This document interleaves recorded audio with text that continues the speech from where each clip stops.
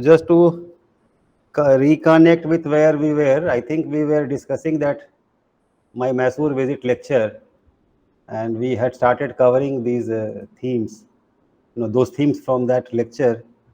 And you can add to my memory. I'm recalling from my memory. So what happened was, I started explaining, this difference between different people's perceptions. Like I gave example of an ant on the stage. Her perception may be different from what I perceive, because the perceptual apparatus that the ant may have or I may have may be very different.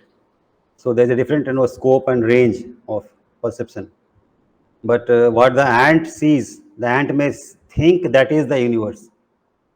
What I perceive, I may think that is the universe, right? But as we can appreciate for this example, it is possible for someone who has a better apparatus than me to have a more, shall I say, expansive vision of the universe. So the first idea was that universe may be a little bit broader than and more diverse than and bigger than what my mind can comprehend, given the limitations of my perceptual apparatus, in my case body and my brain, right? So similarly, it is very possible to imagine that someone like Amma, like who is perhaps the very summit of human development, may be perceiving the universe in a much more different way than what I am perceiving. you know so when these masters say that see divine everywhere, see divine in everyone, everything is pulsating with divine presence, we only hear, but we are not able to perceive what they are perceiving, because they are telling from their direct perception. So that is only something which for us, is something in imagination. We can only imagine what she is saying, but it seems from her behavior that she is living in that reality where everything is divine and everything is pulsating with divinity. So we see that in Amma's behavior, where even if you give an object to her as a gift, she will put it to her head first and to her heart first, and then accept it, which means she is seeing divinity in that object also. Or even when she comes to sit on the chair, she will touch the chair and put it to her heart, as if she is giving her pranams to the chair also, because she sees divinity in that also. Now, and it is a very instinctive behavior. She's not putting a put on or face for the masses. It's her nature, which shows that what she's teaching, she's living in that. Now, I cannot live in that because I'm not still perceiving what she is perceiving. So that is the first point I made in Mysore lecture, that it's possible for different people to have different perspectives about the universe based upon their limitations of the perceptual apparatus, right? So that was the first thing. So we should not dismiss out of hand a perspective coming from a higher consciousness or a more enlightened consciousness, like Amma in this case. The second point was, the difference between training, teaching, mentoring, and relation between the guru and disciple. Am I right? These four things I had separated, differentiated. So we discussed that, training is only for skills, any skills. It can be using Excel macros, or it can be programming, it can be how to do a market, estimation or demand estimation or anything, logistics management, or in engineering something, or in architecture something. Some particular skill which can be applied. Then teaching is about not only skills and knowledge, it's also about attitude.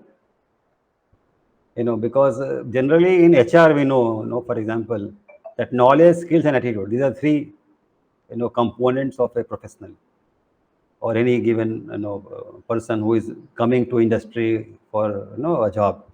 So knowledge is what you know in terms of your domain knowledge, whatever knowledge you have absorbed, even using your experiential knowledge. Skills is what you can actually practically do, because different jobs demand different types of skills. And attitude is like whether you are going to fit into the team, our culture, that job person fit and that person organization fit, what we tell in management literature.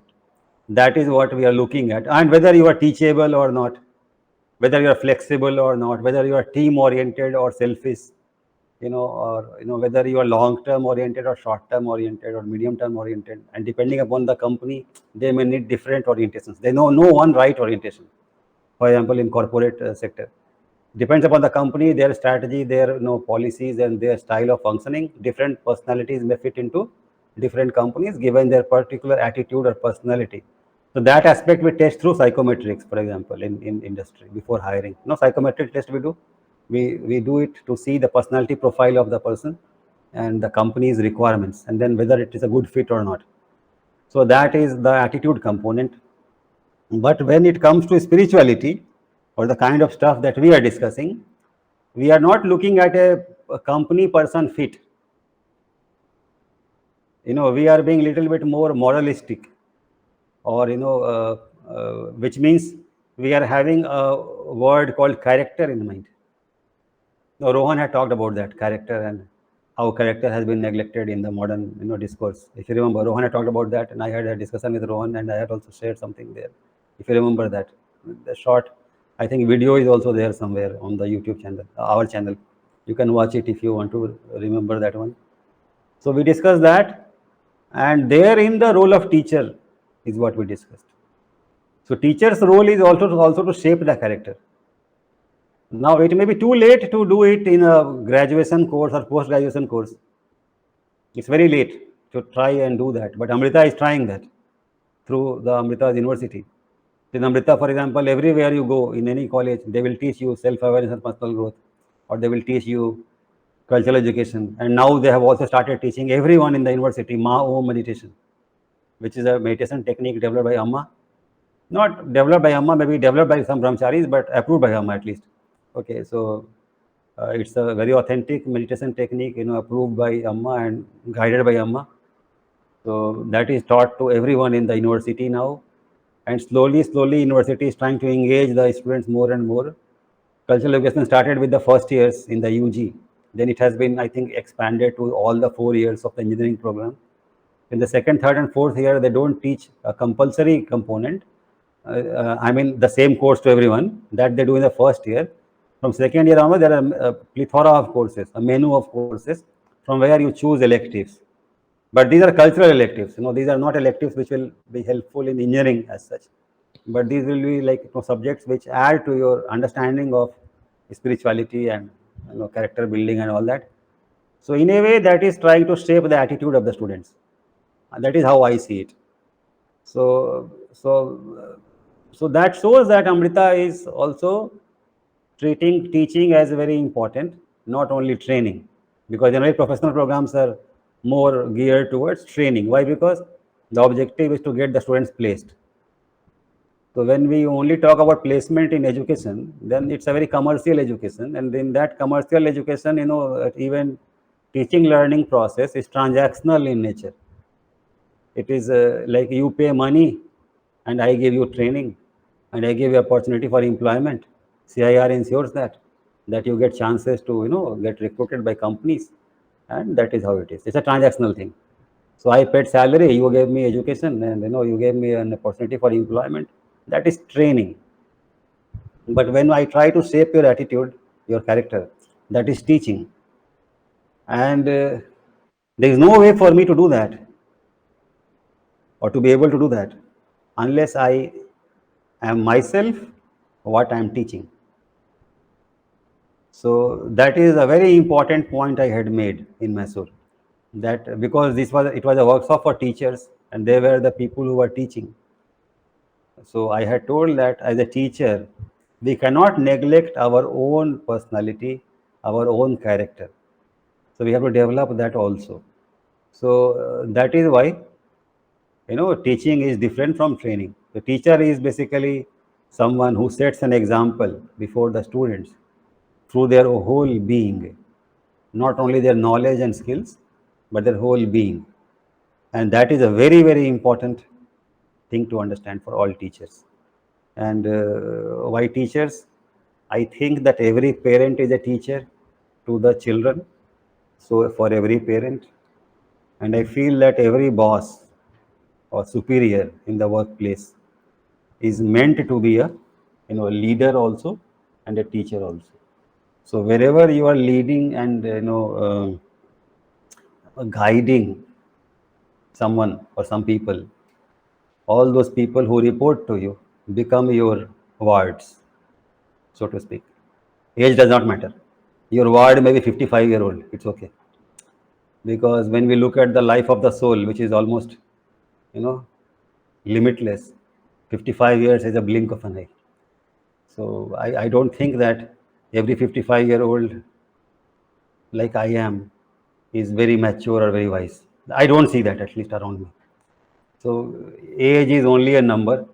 It is how much one has absorbed, in terms of life lessons and deep learning, which reflects in the character, in the whole being.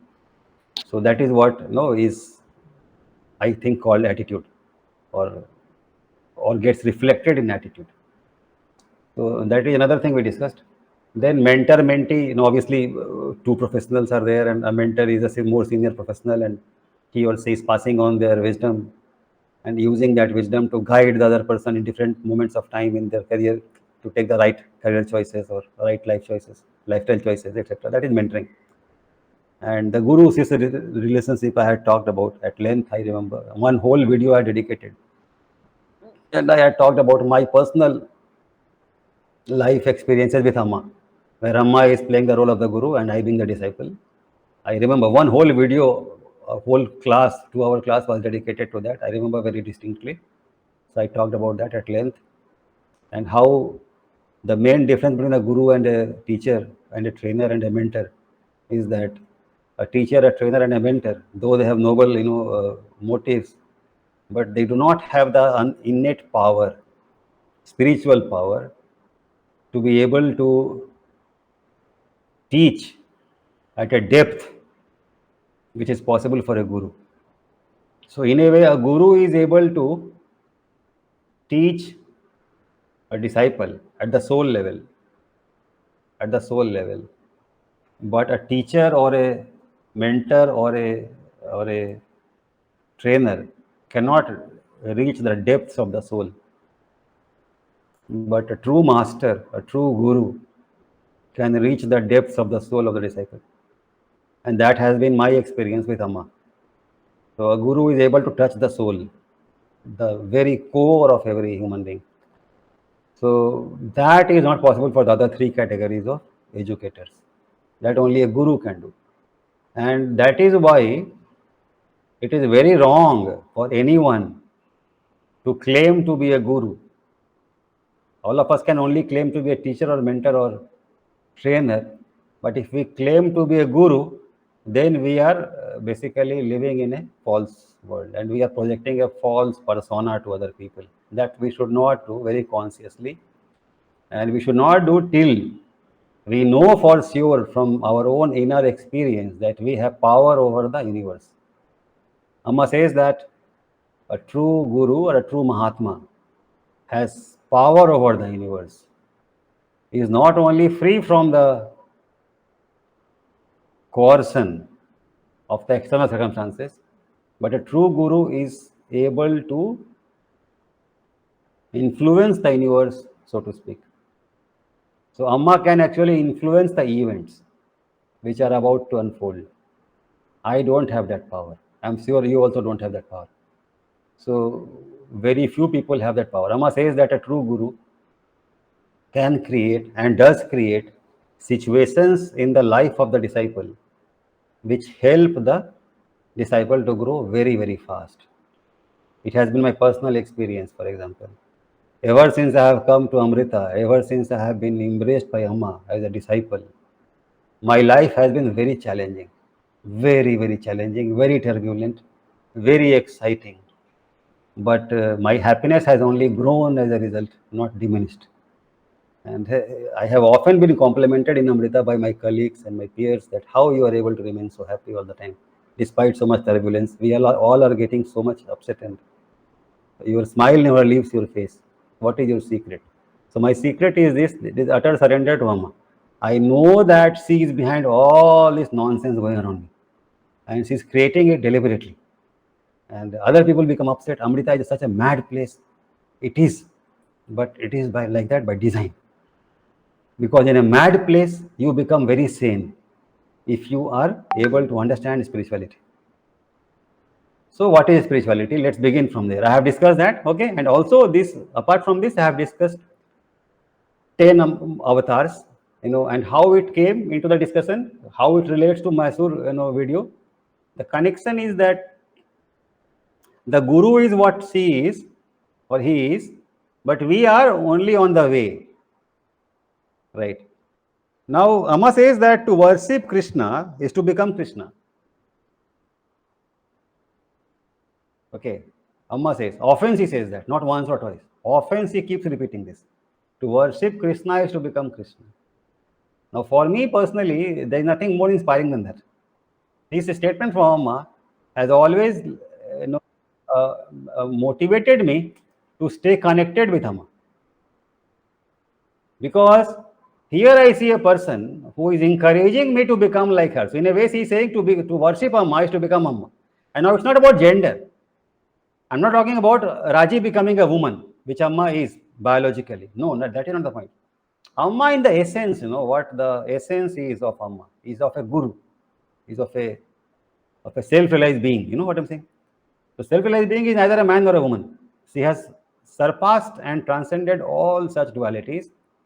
And I think it is divine justice that divinity has decided to take a female form this time, because it has taken many male forms. But I think divinity became influenced by this feminist movement and took a feminine form this time to teach. So, to restore justice, and that is very beautiful. But the essence inside that person is not feminine or masculine, it's transcending both. I hope you are clear what I'm saying. So, to worship Krishna is to become Krishna. That is what she says, and that has inspired me. Another thing which she says, very, very powerful metaphor she uses, that relation between the guru and the disciple. Another important distinction. Amma also says that it is one thing to be a student of Amrita Vishnu. This is very important, Saschit, Saju, Raj. Listen very carefully, and all my students who will be watching this video later, please listen carefully. She says that it is one thing to be a student of Amrita Vishnu, but it is another thing to be Amma's student. So she says that many students come and many students go with a degree, but most of them are students of Amrita Vishnu. But very, very few are Amma's students. And there are very few, Amma says that. And this particular teaching of Amma has helped me to retain my sanity as a teacher. Because when I go to the class, Saschit will know this more because he was a part of an MBA batch. So when I teach these courses, which I teach in Amrita, ethics and such things, more than half the class, Saschit can vouch for what I'm saying, in the beginning of my lectures, are very distracted and not able to connect with what I'm saying, because they came for placement. And they look at them as MBA students, and what nonsense he's talking. He's not talking supply chain management or all kinds of blah, blah, blah. He's talking about personality, ethics, character, values, this, that, happiness. So what this man is telling is nonsense what he's saying. How does it relate to get my dream job? So if I were a simple human being, not connected to deeper core of my being or to this deeper core of this universe, I will be very highly frustrated and depressed very quickly. But I do not look at that at all, because the statement by Amma that there are many students of Amrita Vidyapitam, but very few Amma students, has helped me to retain my sanity, because what I look at in the class is who are Amma's students among this bunch. Like Saschit was one Amma student. So I focus upon those Amma students and I ignore the rest of the class. Okay, ignore means not that I neglect them, but wherever I see some spark, which is like, a fire, spark slightly covered with dust, I focus upon them also. But when I see a real spark like Saschit, I focus upon them completely, because I gain my energy from Saschit's in the class, Saju's in the class, then these people who are sleeping very deeply, because I am not able to or capable to wake them up. But even those students, by the end of the course, may register for the next course, hoping that, okay, little bit I have started to gain, maybe I'll gain more, and then they will do the happiness course also. And by the end of the year, many of them do wake up little bit. So that way I have been quite successful in my career as a teacher. But what gave that energy to power me through this very, very challenging journey of my life, last 20 years almost, is this understanding that not everyone is Amma students, but everyone is Amrita Vidyapitam students. I understand that. And we are talking about Kali Yuga, where everything is materialistic, right? So I hope you are able to appreciate what I'm saying. I'll take a pause. I just want a brief validation from you people. Did you follow what I'm saying? My last point especially. Yes, sir. Sachit, how about your experience as a student? What you noticed? You can Yeah, reflect upon the last point, maybe add a few things so that Raj and Saju also are convinced what I'm saying. sure. So I definitely agree with what you said. For the fact that when I joined Amrita, it was like I told you in one of the previous conversations that I also had in parallel admission in PhD already confirmed, but I didn't want to go there. I didn't know about Amma at that time much, but there was some innate feeling that pulled me towards this particular university. Uh, and also, what you are talking about is about not being worried or not being, other things don't kind of pull you down when you're able to understand a certain truth, right? So that exposure was there in my life. Somehow parallelly I was blessed to be in certain groups and be exposed to certain kind of people where the same similar knowledge was being shared. So that gave me very deep ground or a foundation that our life is not only about this. Our life is way beyond, and it gave the perspective that it is not only me who's controlling all of what is happening in my life, right? So that understanding came much earlier into me, and like what you shared, I am able to relate that everything that is happening. I think long back in one of our sessions, I remember I didn't discuss with you, but I brought this up with SAPG, the other class, and the sir there, that why does life give us a big kick or jolts us many a times, though we are very much in slumber many a times, it gives a big awakening through some events and some incidents. It's trying to push you to, in some direction. So all that is what my experience is. Even this particular session that has started to begin few months recently, even that is somewhere some sort of a direction that is coming in. It's not happening in extreme random like all the other conversations that we have had, that even every cell in us is extremely random, and the quantum physics of how everything is everywhere, but at the same time it is not random. So there's a very deep beauty to all of this that is happening. So yeah, that's my experience also, that I feel not everything is just out of the blue. At the same time, there is some sort of innate direction that's happening. It doesn't apply to every single action of mine, probably in experience, that the way I'm moving my hand or what I select to eat. It's not at every single experience, but at least the major events or the major direction that is happening in life, yes, definitely I experience this truly. Yeah. Yeah, so basically we can distinguish between routine activities and directed activities. So directed activities are those activities which take you towards a different level of understanding or perception. Correct. So that is what. So we don't need to focus too much upon who is moving my hand or my leg. That is a very mundane thing. I don't think God cares about that. It is more about what you understand to be true, what you perceive to be true. It's about that. How much grounded you are in the deeper truth of this universe. So that is what is more important, and not how the hand is moving, how the leg is moving. I don't think anyone cares about that. And there is it also is about some sort of a trust and belief, though, because that foundation is there. I had some innate trust that everything is taken care of, and that's how I landed whatever job placement, all that happened. But I had that deep trust that I'm always taken care of, I'm in the right direction, and always there's enough of guidance given to me in whatever I need to do. So those few beliefs which were there of mine, which were very strong, that I'm always guided, protected in the right direction. So those were a few things that was Yeah, very so when like what Saschit is saying, that I'm always protected, guided, to have that kind of faith, it's called faith, right? Now that faith is also not random. It is not that when God was distributing faith, he somehow showed partiality towards Saschit and gave him faith. And his classmates can't tell, oh Saschit, you're so lucky, God loves you and he doesn't love me. That is not true. That is not true. That will be casting aspersions upon God, that as if he is, doing favors to some people. And maybe Saschit also may not like such a God, because his sense of ethics will say that that is not fair, right? Why he gave to me only? He should have given to all my classmates, right? But that is not true. Saschit did not feel guilty about it because he has earned it. So that is why a guru is needed. Faith needs to be earned.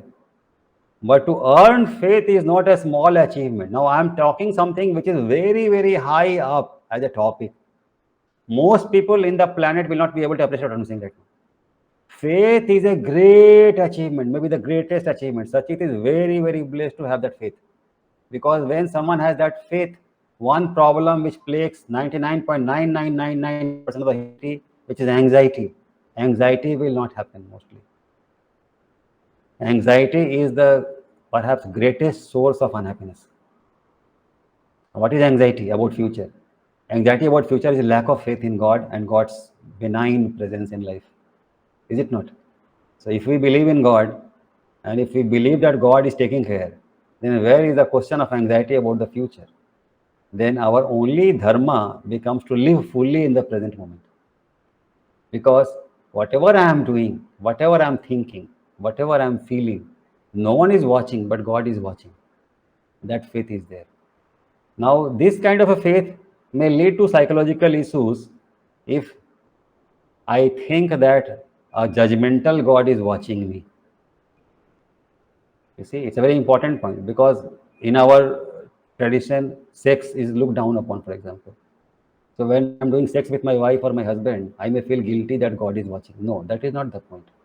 God is a parent of a different order where absolutely you are naked before God, not only physically, emotionally, and mentally, but also spiritually. In fact, you are God and God is you. You are God inside a body. That is the only difference. For some reason, God has become you inside a body, and for some reason, God wants to grow in you, as you, through you. So unless that kind of deep spiritual understanding is there, you will become little bit awkward in your life if you feel God is watching you all the time. You know what I'm saying? It's a very important point. I have struggled with this particular problem in my life personally, hence I'm sharing. Because I reached a place in my relation with Amma where I knew that she knows everything about me. And not only sometime, but every time, all the time. So I being a man, she being a woman, it became a little bit of source of discomfort for me for some time. You know what I'm saying? I hope you understand what I'm saying. So as a simple biological human being and psychological human being, I had some issues with this and I had to grapple with it for 3-4 years. Then my relation with Amma was not very, what shall I say? In English, I'm not able to think of a word, but in Hindi, there's a word called sahaj. Natural. Natural is okay, but sahaj is very perfect. Natural is not that perfect. It may mean many things, but sahaj is like maybe comfortable, maybe comfortable comes close, but even it doesn't have the same ring as sahaj. A very beautiful word in Sanskrit or Hindi called sahaj. I was not able to remain sahaj with Amma. Very comfortable with Amma. So when I will go to meet her, I will feel little bit discomfort from inside. And this has happened till very recently, till even let's say 2-3 years back. But now when I go to meet Amma, I mean I'm absolutely like in in a very happy place. Even when I think of going to meet Amma, and the whole process 2-3 days are very blissful that I'm going to get to meet Amma again. Like I look forward to meeting her like as if I'm going to meet my most beloved person in the universe like that. So that was not there till 2-3 years back. I used to feel a little bit discomfort. I used to avoid also going. as much as possible, because I used to feel very uncomfortable. But by her grace only, no, it is now not there. When I go to her, I can look into her eyes and smile, and I used to pray for that. Now it has happened. So that shows that I am much more happier at my soul level, which I feel like that these days. Actually, my happiness has grown exponentially last couple of years. Even though physically I've struggled a lot actually last 2 years. My physical body has gone through a lot of travels in the last 2 years. But I had caught COVID 3 times, 3 or even 4 times. I had caught this adenovirus, which was recently in the market. So, I have had a lot of struggle physically last 2 years, but I have grown exponentially in my happiness and in my ability to speak the truth and share the truth in a very beautiful way, harmonious way, which doesn't offend or hurt anyone. It's a very beautiful and very strange place, Amrita Vishnu. It's a very, it's God's nest like that, and it's mad place, but growth happens, and I am a very great recipient of that. So I've spent a lot of time explaining this, but I hope it deepens what I'm saying further in your own mind. That we need not bother too much about the problems in our life, challenges in our life. In fact, more you grow, more challenges God will throw your side, because more God feels confident that you will not drown under the weight of the circumstances. He knows you are strong enough to be able to transcend the circumstances and modify the circumstances. Because the circumstances are basically people, odd people come your way. But why odd people are thrown your way, that has been my journey. Because these odd people are meant to learn from you. So if you become upset by their oddity, they will not learn from you. But when you don't become upset by their oddity, which is their experience, everyone becoming upset with them, then they are surprised. They are expecting to offend you, to hurt you, to humiliate you, because they have succeeded in the past. But you are a different kind of a person. They don't succeed in offending you or hurting you or humiliating you or upsetting you, and then they become very surprised. And slowly they open up, to watch you more closely, how you are like this. And then slowly, over 5 years, 6 years, 7 years, they start to admire you, respect you, love you, and even start telling you that, I have learned this from you or that from you. So that is how Amma says that, I put many stones in one, bag or whatever pouch, and I rotate them, and their, rough edges collide against one another, and they become smooth, like round, smooth and pebbles. So that is a very well-shaped, rounded personality. So that is my technique. So that I have experienced in Amrita. That is why it's a very, very uncomfortable place to stay. Okay. So, but by Amma's grace, I succeeded. But then that faith, what Saschit talked about, has always helped me. That Amma is always behind everything, and she is taking care, and she will take care, and that has been my experience. The boat may go topsy turvy, but never capsizes. Amma is there, behind, and so. But then the spiritual maturity which develops, that helps you to go deeper in meditation.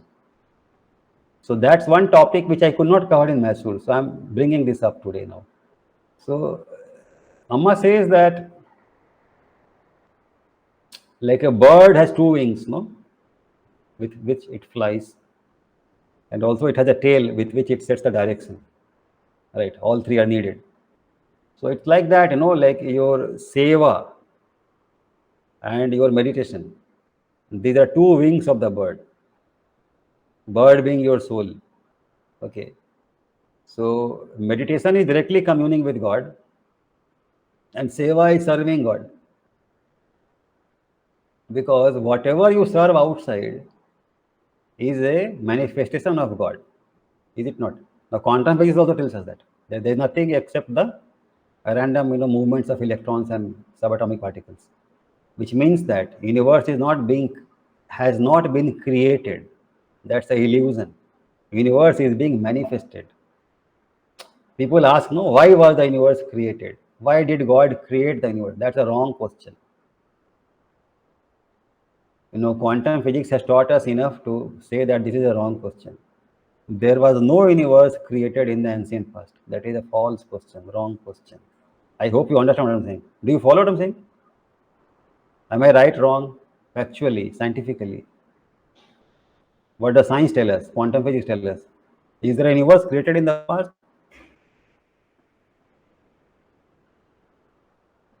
Are you following my question? Please tell something. Huh? Yeah, according to quantum physics, it says that everything is in superposition. So everything is everywhere. So then, if that is the case, then there's no every other physics goes to a toss of calculating 13.8 billion years ago. So where is the question of the universe having been created 8 billion or 10 billion years ago? That is a nonsense data. Doesn't make any sense. Which universe are you talking about? Where is the universe? Only quantum world is there. What universe is that? Nonsense.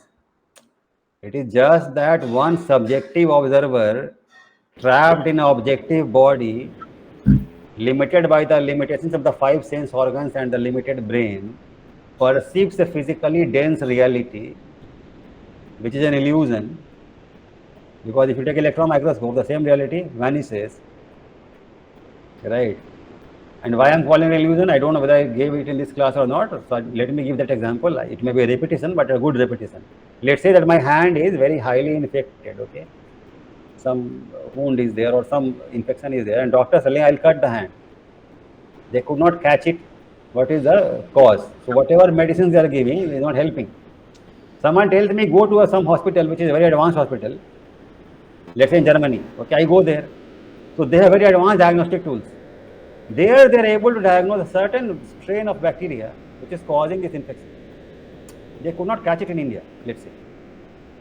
Okay, so they use a certain microscope and some culture, bacterial culture technology, by which they could detect the presence of a very, very evasive bacteria which is difficult to catch. They could catch it. And then they know the correct medicine. And then they give that medicine. And my hand becomes cured. Right? So can I tell that what reality they saw by their microscope and by their techniques is a superior technology? Can I say that? Can I say or can I not say? Yeah.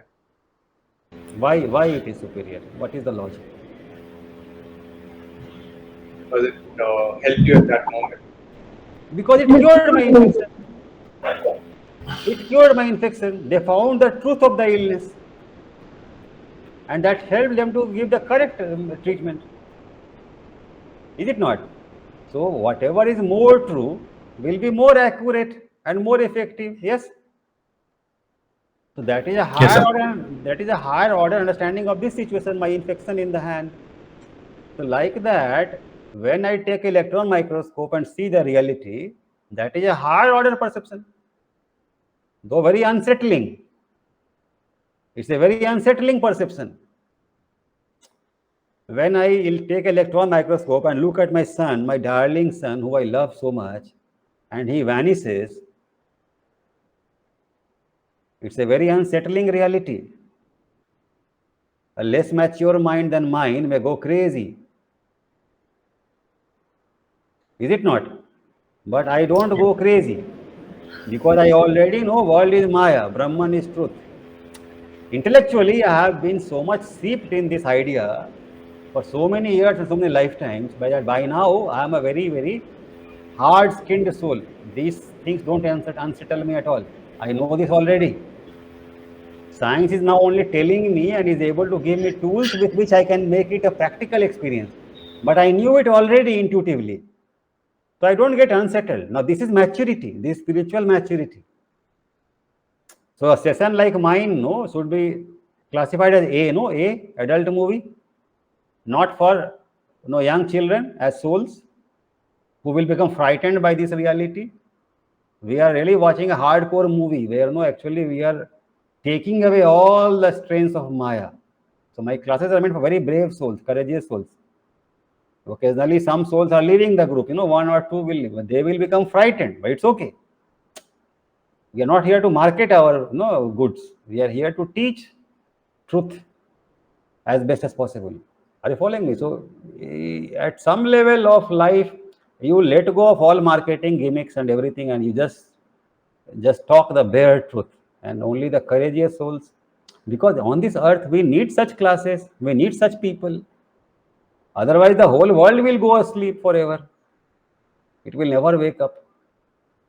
So in that spirit, I am sharing my sessions. Are you following me? And one finds no one turns up, then I also don't turn up. It's like that. But by God's grace, the classes are happening, which is very a great miracle. I am very surprised that still you 4 guys keep coming. Okay. I expect every week that you will not come next class because what boring nonsense is talking. Okay. But then it's okay. I will not be puzzled or surprised or saddened at all. My happiness will never decrease. It is, I have found my happiness inside. But it's a great joy that at least 3-4 people are there. And that they're able to follow what I'm saying, able to even appreciate what I'm saying. You see. So, and if no one appreciates, it's fine because truth is very much resplendent in the inside. Truth has found truth, no? So truth is very happy. It's like that. So at some level of spirituality, you become like that. You become alone, all alone. But that joy that you experience is real in nature, is not a Maya. You see, these people in the Himalayas, the yogis who are practicing for years and years and decades, what sustains them?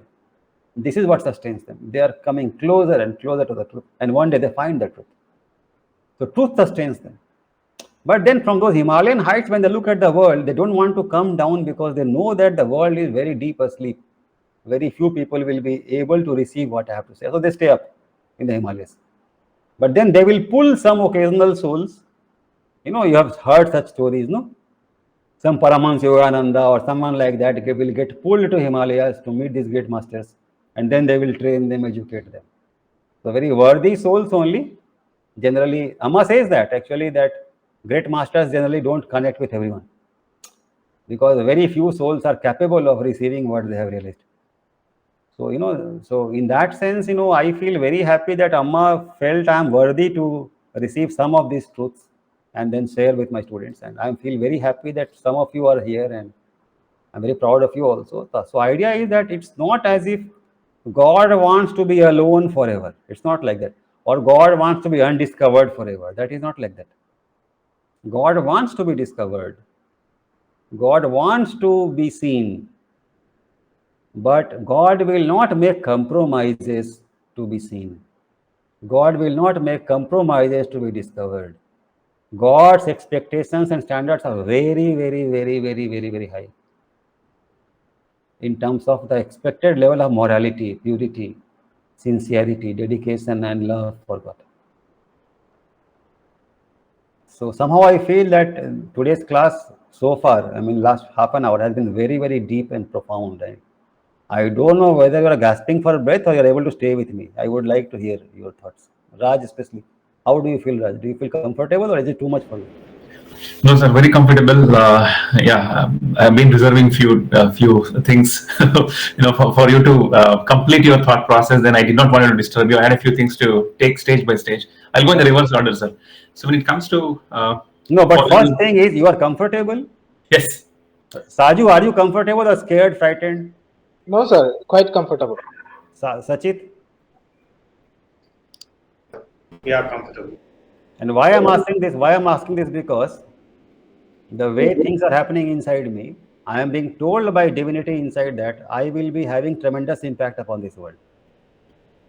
I am being told by divine insight that there will become a time in a few years' time when the whole world will listen to me.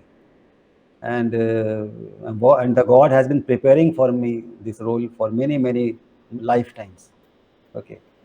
And today, by God's grace, Amma's grace, I don't see any question in the world which I cannot answer very powerfully. Okay. It's not possible for you to find a question which I can't answer. But the question should be about wisdom, about life, not about facts. Who won the 102nd gold medal in the Asian Games, I don't know. But about life, if you ask me anything, or if I start teaching Bhagavad Gita, it will be incomparable teaching about Bhagavad Gita, like the way I have understood life. That stage, God has trained me to reach there. And when I meditate, I become one with God. There's no harm in saying that. So I have reached those levels. So for me, my journey is complete. I have reached what man is supposed to reach. I'm a self-realized being. Okay. But my reverence for Amma is such that I will not do anything else unless Amma tells me to do. That's my sankalpa also. Because I do not want to give a chance to my guru to tell that I was a bad disciple. I am not. Okay. I love her more than I love myself, and I will not do such a thing. Unless he tells me to run away, I will not run away. No matter how much I am insulted, humiliated, it's okay. I will take everything with a smile. Yeah, Raj, tell me what you have. Yeah, But sir. did I cover everything so far, Saschit? Did I forget something about the previous classes related to Mysore? I have covered these things. Yeah, you covered almost everything. The 10 avatars also wasn't I had mentioned that. I have covered covered. it. Yes. I have not left out anything, right? So I have given a summary of what we have done last few weeks. Okay. Yeah, Raj, now you can go. Okay. Going from the reverse order of your last 30-35 minutes of discussion, I would like to understand your perspective of the composition of truth. What is the composition of truth according to your perspective, sir? Okay. So I wish I could make a diagram, but I will not waste my time. You can visualize. Sure. Imagine a great ocean of divine light. Can you visualize that? Yes. At least try to. Now, the divine light is self-existent truth. It is called ajanma in Sanskrit. Mhm. Ajanma means that which is birthless. It is called Amritam in Sanskrit, that which is deathless. Another way to put it, Adi and Anadi. Adi, Anadi and Ananta. Means Adi means that which was before the beginning of the beginning. Adi. Beginning of this universe, that which was present even before that is the Adi. But when we say Adi, we are qualifying God in terms of beginningness. Beginningness is an attribute which relates to some event. But God cannot be related to anything, hence not even to an event. So we have to add the word Anadi. So Anadi is to tell that Adi was a mistake, but we had to tell something, so we told. So Anadi means God is completely transcendent and absolute and has no business with the beginning or ending of things. He, Yahweh, that God of the Israelites, the followers of Moses, when they asked Moses, how did God introduce himself? He said, no, that word was Yahweh, no, Y-E-H-W-E-H, which means I am what I am. Moses' story, he saw God under a bush. It was a fire, and the fire introduced itself as God. And Moses asked who you are, and that fire told, I am what I am, which is, Yahweh in their language. I think it's called, which language is that? Hebrew, sir. Hebrew, yeah, in Hebrew. So, that is what I am referring to. That supreme truth is an absolute thing. It is a presence. It's not an absence. That is where, when Buddha says that truth is emptiness, I don't agree. Why I don't agree? Because I have experienced emptiness. In my meditation, I have gone through that emptiness, but that emptiness is very depressing because you are absolutely alone, you are absolutely lonely, and you have detached yourself from the universe, but that love is missing.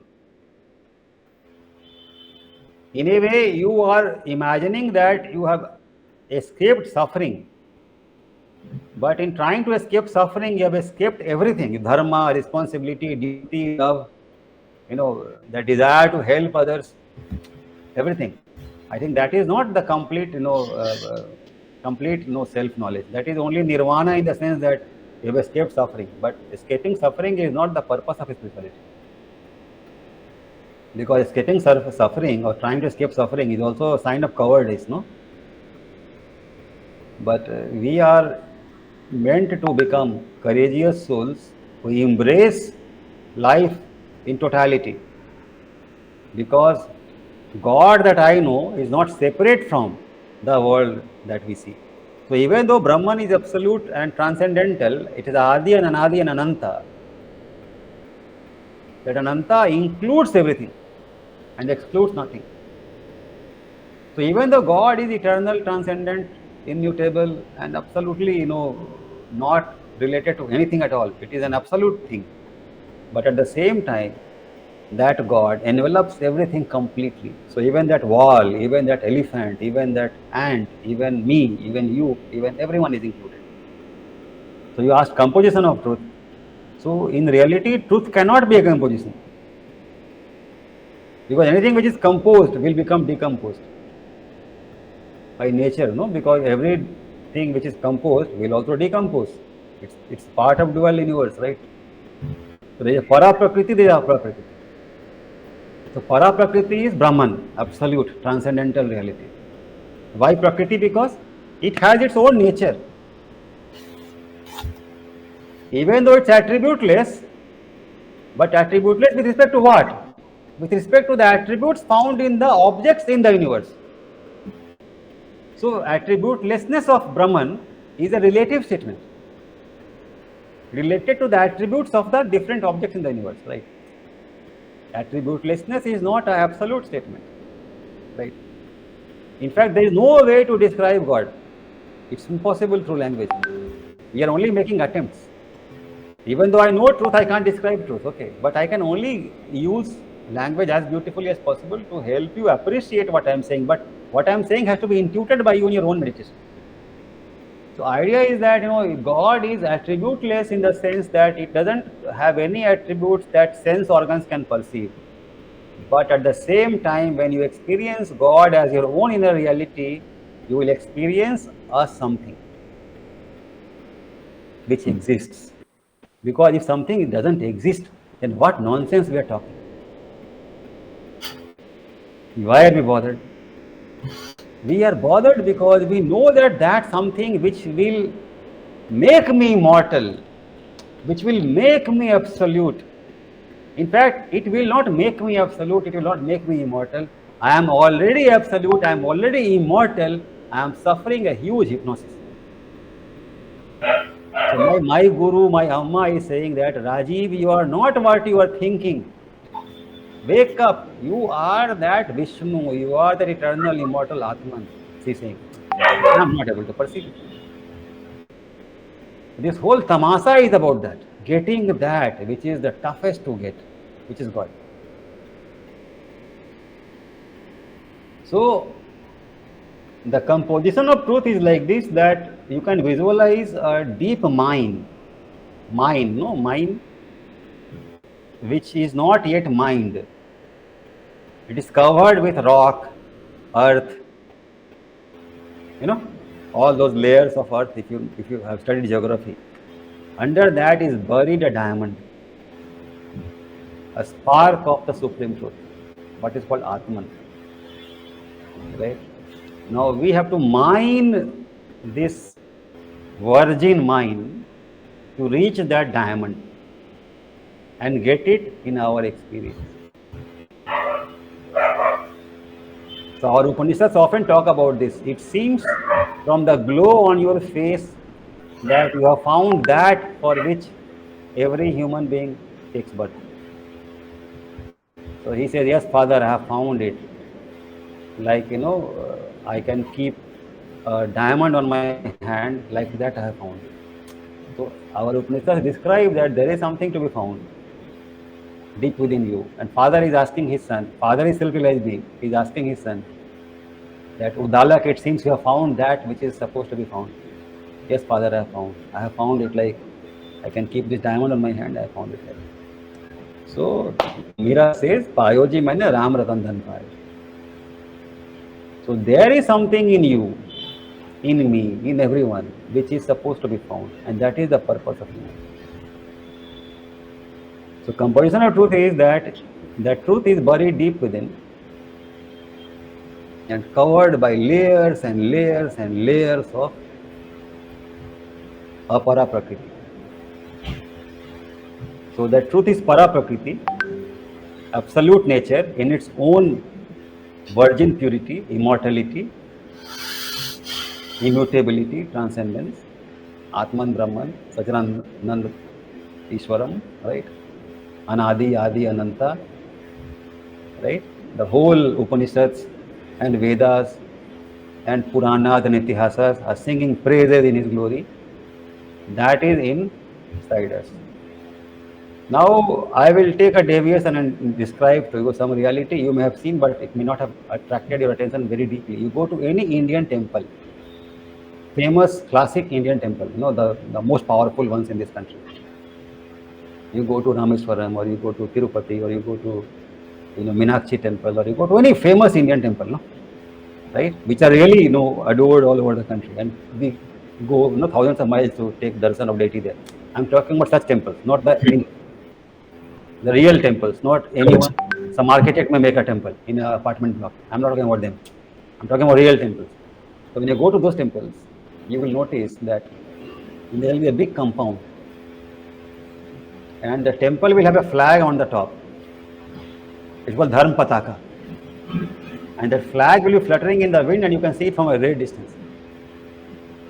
So that flag is a declaration of truth. That here is truth. That flag signifies truth. Even from far you can see. So just like the lighthouse can be seen from far by the seas, by the ship in the ocean. Earlier time when GPS was not there, when GPS had not been discovered, how the ships were navigating the ocean by using the lighthouses. There were lighthouses, at distance of every few hundred miles, and then ships were orienting themselves with respect to the lighthouses. That is how they will set the direction. So like that lighthouse, that temple is declaring to mankind that don't worry, we are here. Come here. All your problems, come and submit before the deity here. So that pataka is declaration of that absolute power of a deity. Because what is a flag? Flag is sign of victory. So idea is that don't worry whatever problems you are having. Truth is here. Satyameva jayate. Truth will prevail over any circumstance. So you just come to the deity, the truth. It will prevail over any circumstance you are facing, right? That is the declaration. Don't worry, man, come. So that flag. Now you go. So what you go, then what you see? You see a temple compound with walls. And in the outer periphery of the temple, you will see a tamasa going on. Balloons for the children and toys for the children, and all the sweets and trinkets being sold, and some nut is showing his skills on the rope or with the bamboo stick, or doing all kinds of jugglery, and it's a great tamasa, right? Am I right? So what that shows? That shows that even in the temple, the world is present in this tamasa outside. Now we are moving toward the deity. You ask composition of the truth. I'm describing a composition now, using a temple as a metaphor, which you can go and see now again with these eyes. So the world is outside on the periphery, but lot of attractions are there. All tamasas are there. You may get stuck there, but if you get stuck there, you will spend lifetimes in that tamasa. Will never be able to even perceive the deity inside. So you have to let go of that and then move a little bit inward. Then as you move a little bit inward, you'll find a pond. Then you take a dip in that pond, the holy waters of the pond, right? You purify yourself. Then they will give you an angavastaram or something, a sacred cloth which the temple will give you, and you wear that. You remove what cloth you came with. Traditionally, I am saying, whatever cloth you came in, you remove that and wear that sacred cloth given by the temple authorities. What that signifies? After having dipped in the pond, you wear that angavastaram or whatever the temple is giving you. It signifies new clothes. Now here the clothes signifies the chitta, the mind. So you were living in the world outside, that tamasa that I refer to outside. All has made your chitta dirty, riddled with karmas. So you take the dip in the holy pond. You get rid of all those karmas. Then you wear new chitta, new clothes. Right? That is why there is a famous Meera bhajan where she sings, what is that? Rang de chunariya.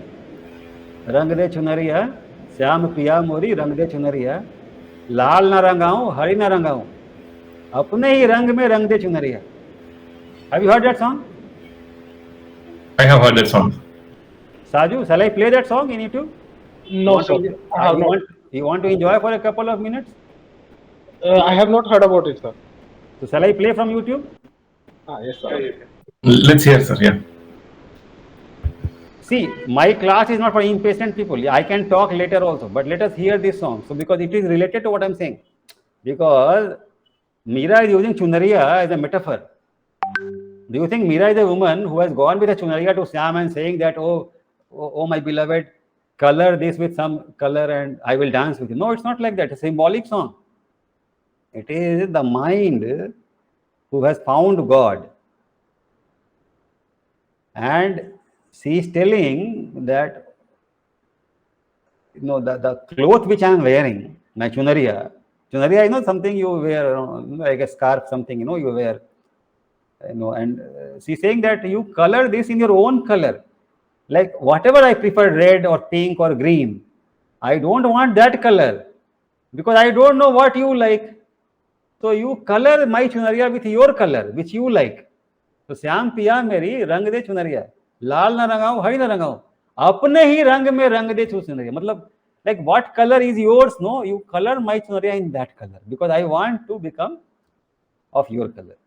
Now here you see, now I'm going very deep now. So there is a word called Vibhakti in Sanskrit. Vibhakti. What is Vibhakti? V means that which is not or separated or opposite, and Bhakti. So Vibhakti is separation. Now remove V, it becomes Bhakti. So Vibhakti minus V is Bhakti. And Bhakti is devotion, right? So what is the idea behind Bhakti? Meera was a devotee. What is the idea behind, or temples stand for devotion? What is the idea? Idea is that I am experiencing Vibhakti. That is, I feel separation from God. Vibhakti from God. But I want to now become united with God. So I develop Bhakti. So idea is the beginning of Bhakti is love for God. And the climax of Bhakti is merger in God. So Meera has attained contact with God. And now she is seeking absence of Vibhakti and closure of Bhakti. Consummation, like a marriage becomes consummated, no? Two souls become one, two bodies become one, it's like that. So now she says that I have been foolish all these lifetimes, coloring my chunariya with all kinds of nonsense colors. And now I realize, oh God, that all those colors are stupid colors. I want you to color my chunariya with your color, not my color. So that dip in the pond represents that.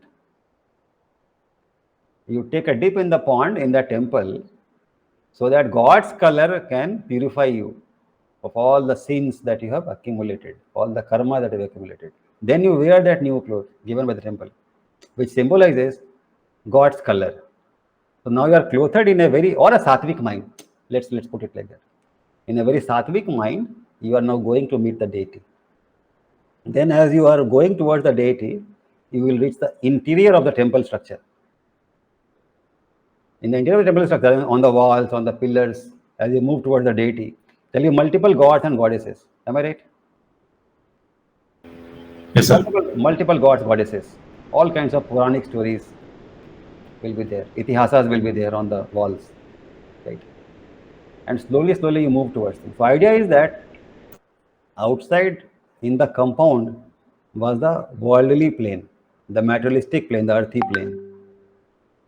Then you found Bhakti, you took a dip in the pond, you became purified, Chitta became purified. That allowed you to get inside the astral plane, where different gods, goddesses you find. Causal plane, different gods, goddesses, angels you find. Then you can get trapped there also.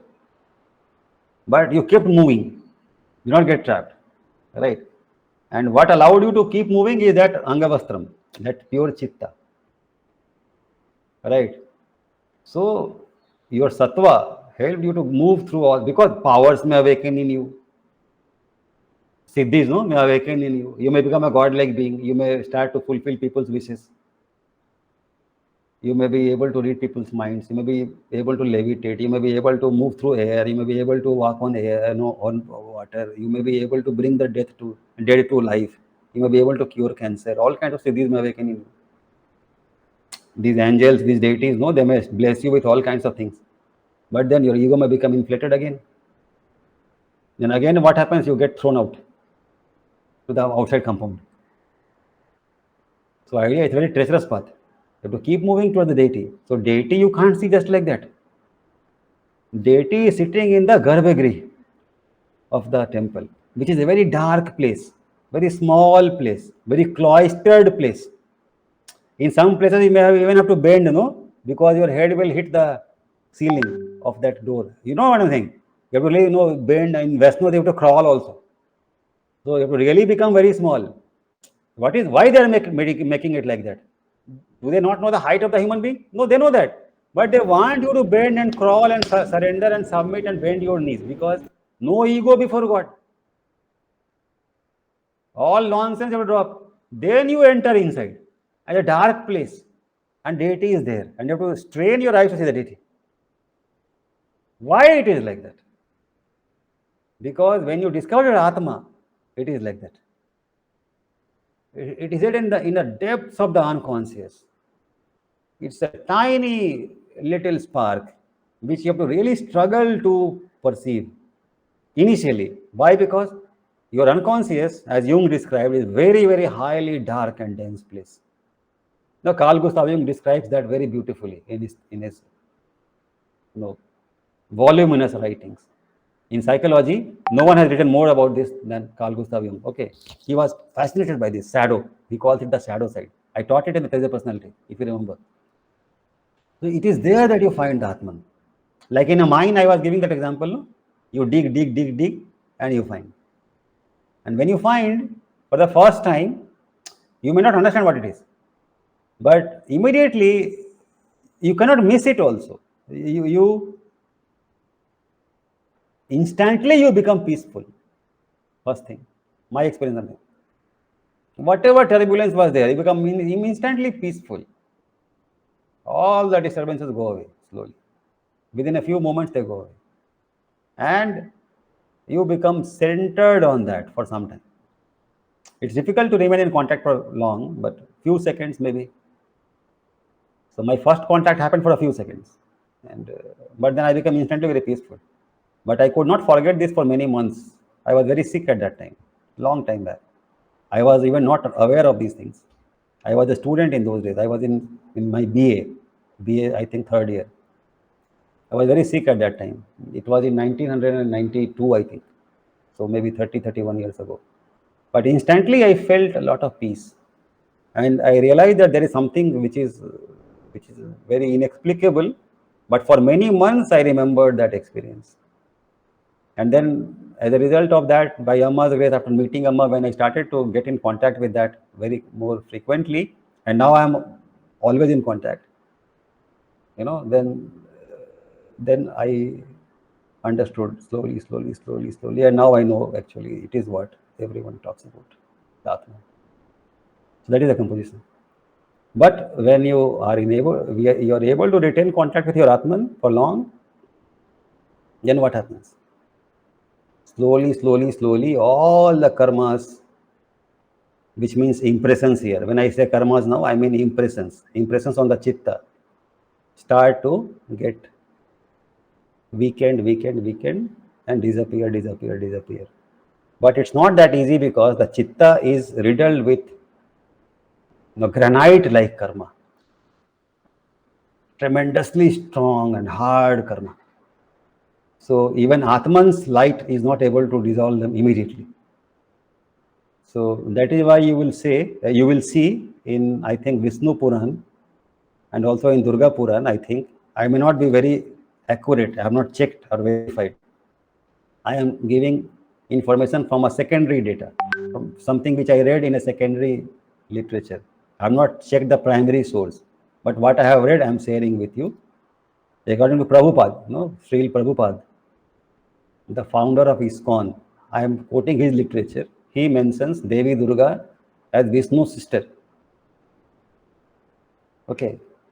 And in those days when I read it, I was always intrigued by what he says. But I have found it to be true in my own experience. But what he means to say is that Vishnu is the Atman, and Devi Durga is that Shakti of the Atman which breaks the Durga. Durga is the fort. Durga means fort. If you check the meaning of the word Durga in Sanskrit, it means fort. Now, what is a fort?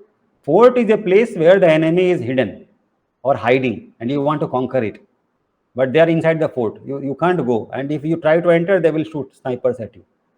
Olden times, they will make a fort and they will stock food for 6 months, 8 months, 9 months.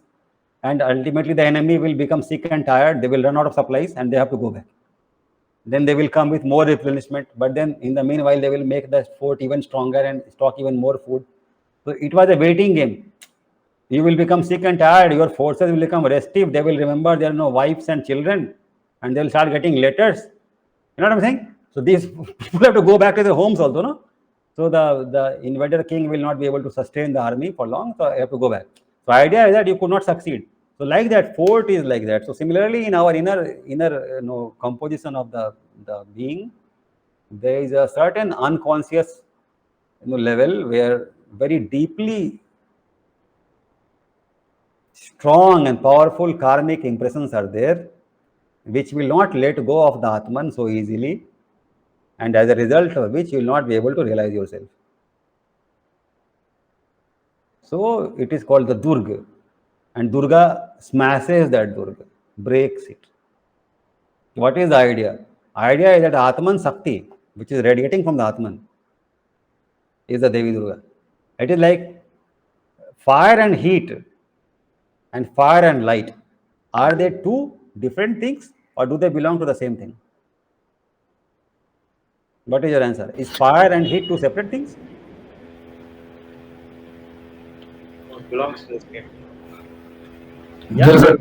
There is a quantum difference, meaning fire and heat.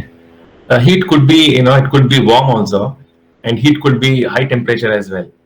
It's the fire is definitely. I like what I mean to say. You forget your existing knowledge. You have touched fire. I'm talking about experience, not about concepts. Okay.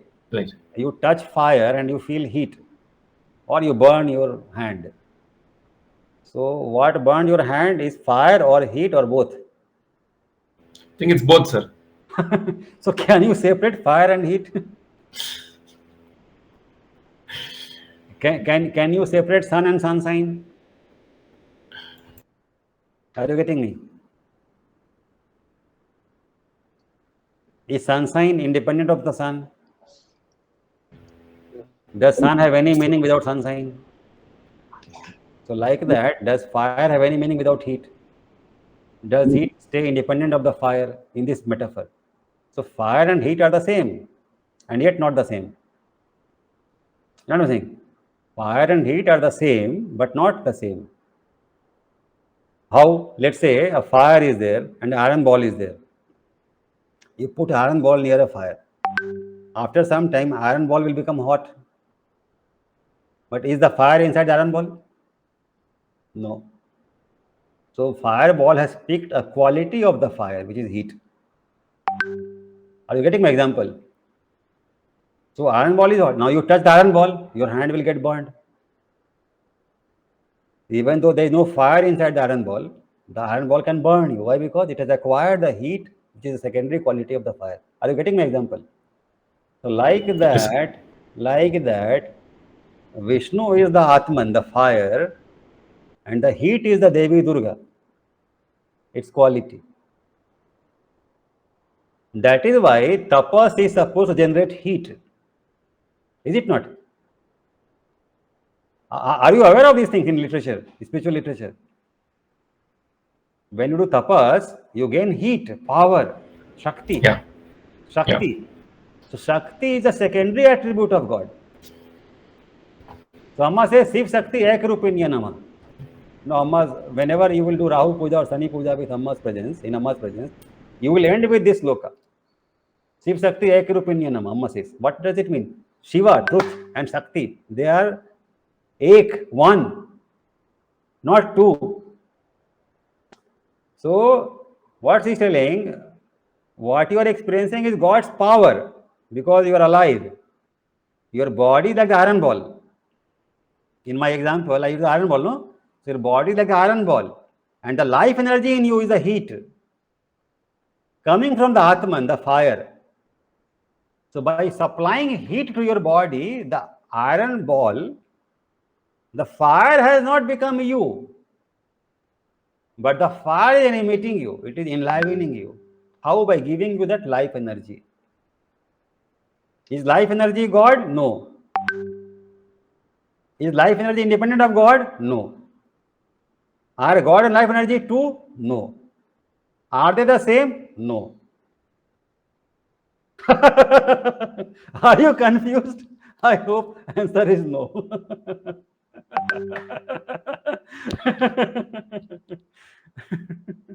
I will take a pause. Raj, what you made sense of? Are you with me so far? Yes, sir. I'm with you so far. Are you enjoying? Definitely enjoying, sir. Okay, Saju, are you confused or enjoying? Can you switch on your video, Saju? Yes, Don't sir. be for some time at least. Yes, sir. Are you following me? Yes, sir. Following, and enjoying also. Not frightened, no? Not certain, sir. Not frightened. That is very good. I am more interested in the last one because I don't want you to run away. And I hope one day that all of you realize yourself, okay? And that day will be a very glorious day. We'll go to a five-star hotel and enjoy. Okay, we'll drink beer together that day. Okay. So to celebrate our victory. Nothing else is more worth achieving than that in life, Saju. Okay. Because you realize you are immortal. You will realize you will never die. And what else can be better than that? Then you can inspire your wife and your children and everyone with the same thing. I'm not joking or playing pranks here. I'm telling you the absolute truth. Okay. So that is why the temples are made like that. In the Garbhagriha, in a very hidden place, with a lot of effort, you can see the deity. And outside was tamasa. All kinds of distractions and nonsense going on. So they are telling that if you want this God, you have to let go of everything outside. And you have to take a dip in the holy waters. Which means the holy waters represent the religion, the process of religion. What you call religion, no? Today we fight over religion. The purpose of religion is to take dip in the holy waters, to cultivate sattva. Tamas, rajas, sattva, three qualities. So religion's only purpose is to cultivate sattva in our personality. No other purpose. This is a very powerful thing I'm sharing. It's a knowledge which the whole world needs to know so that we can stop fighting. Yesterday Hamas and Israel again started fighting. What could be more stupid than that? Just in the name of religion, killing each other just like that. I mean, children died, mothers died, fathers died. What is this? People lost their hands and limbs and whatnot. Utter madness. Is it not? Humans butchering humans just like that. Purpose of religion is not that what they are doing. Purpose of religion is to purify the chitta, that dip in the pond water.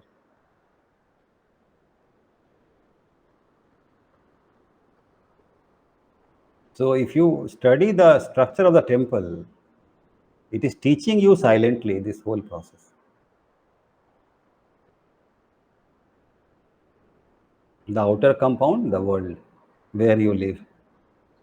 The job, career, ambition, competition, striving for limited resources, finding some moments of fun in that helter-skelter pace of life.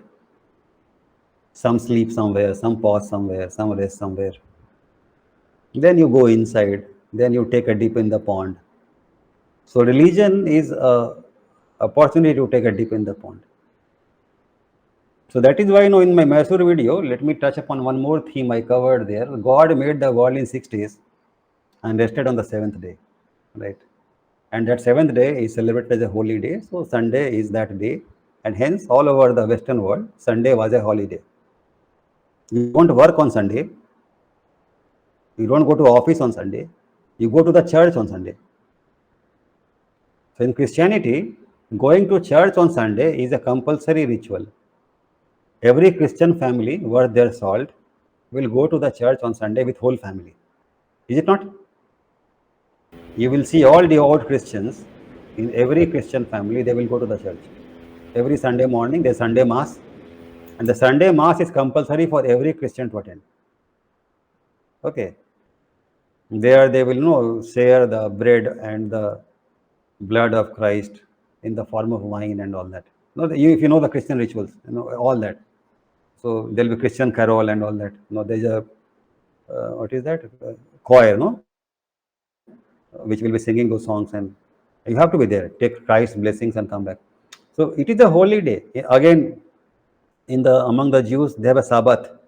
No, there's a day which is called Sabbath, and that Sabbath is meant for purifying the soul. So Sabbath in the Jews, Sunday Mass among the Christians, then this Roja for Muslims, Ramazan month, then this Ekadasi fast for Hindus.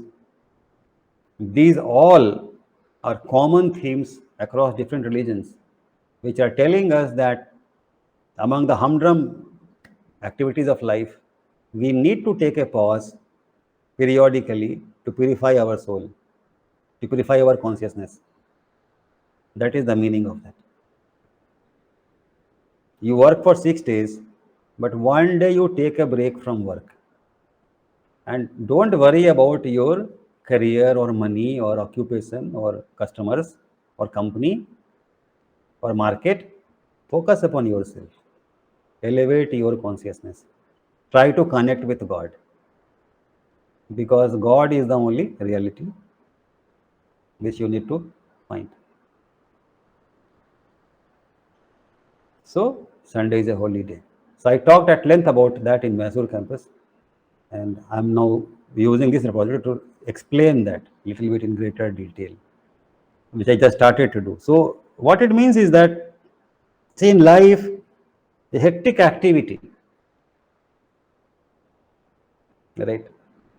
But we get carried away in the hectic activity, and then what happens, even when we get leisure time, we spend that time in watching television or scrolling the internet, or maybe simply reading some newspaper or some business magazine or something, and just while away our time, right? Now that is not what we should be doing. After intense activity, when we have some leisure time, we should convert that leisure time into a holy time. That is the deeper meaning of this story. God created the world in 6 days and rested on the 7th day. The deeper meaning the creators of the religion were trying to convey is this, what I'm sharing with you. That in the hectic speed of life, hectic activities of life, that pause is very important. That leisure time is very important. And using it intelligently is very important. And given that the goal of religion is to find God, every moment that we are free should be dedicated to moving closer to God. So our leisure time should become holy time, where we cultivate more holiness than what we were capable of earlier. That is the whole thing. So one way to interpret this is like this, okay, which is what they are trying to do. But now coming to modern times and adapting it to our context, modern educated society where we are living our life in 21st century, and psychology has developed so much and we have so much knowledge also now about the psyche. The way I take it is that this may appeal to you more, maybe, perhaps. To the modern mind, it may appeal more to you, know what I'm saying. It's like, what I have seen is that the mind has two phases. Mostly we are sane and calm and composed most of the time. But sometimes we become insane because of anger, because of fear, because of the study repose, like lust or greed or whatever. And we should be trying to heal the insanity of our mind in the sane moments of our life. When we are sane and serene, we should consciously use those moments to heal the insanity of the mind.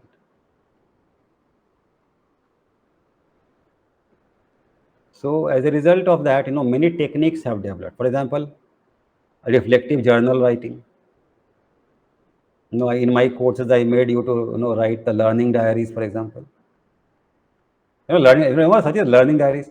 So the learning diaries were meant to help you to take a pause and look at what all you learned in the last few classes. And using that learning, see what happens when you learn something new of this type, what I'm sharing with you. This knowledge will collide with your unconscious mind, will collide with your unconscious tendencies. For example, right now I shared that after your hectic day activities, you are whiling away your time watching TV, reading newspapers, or doing something. You may be doing it, right?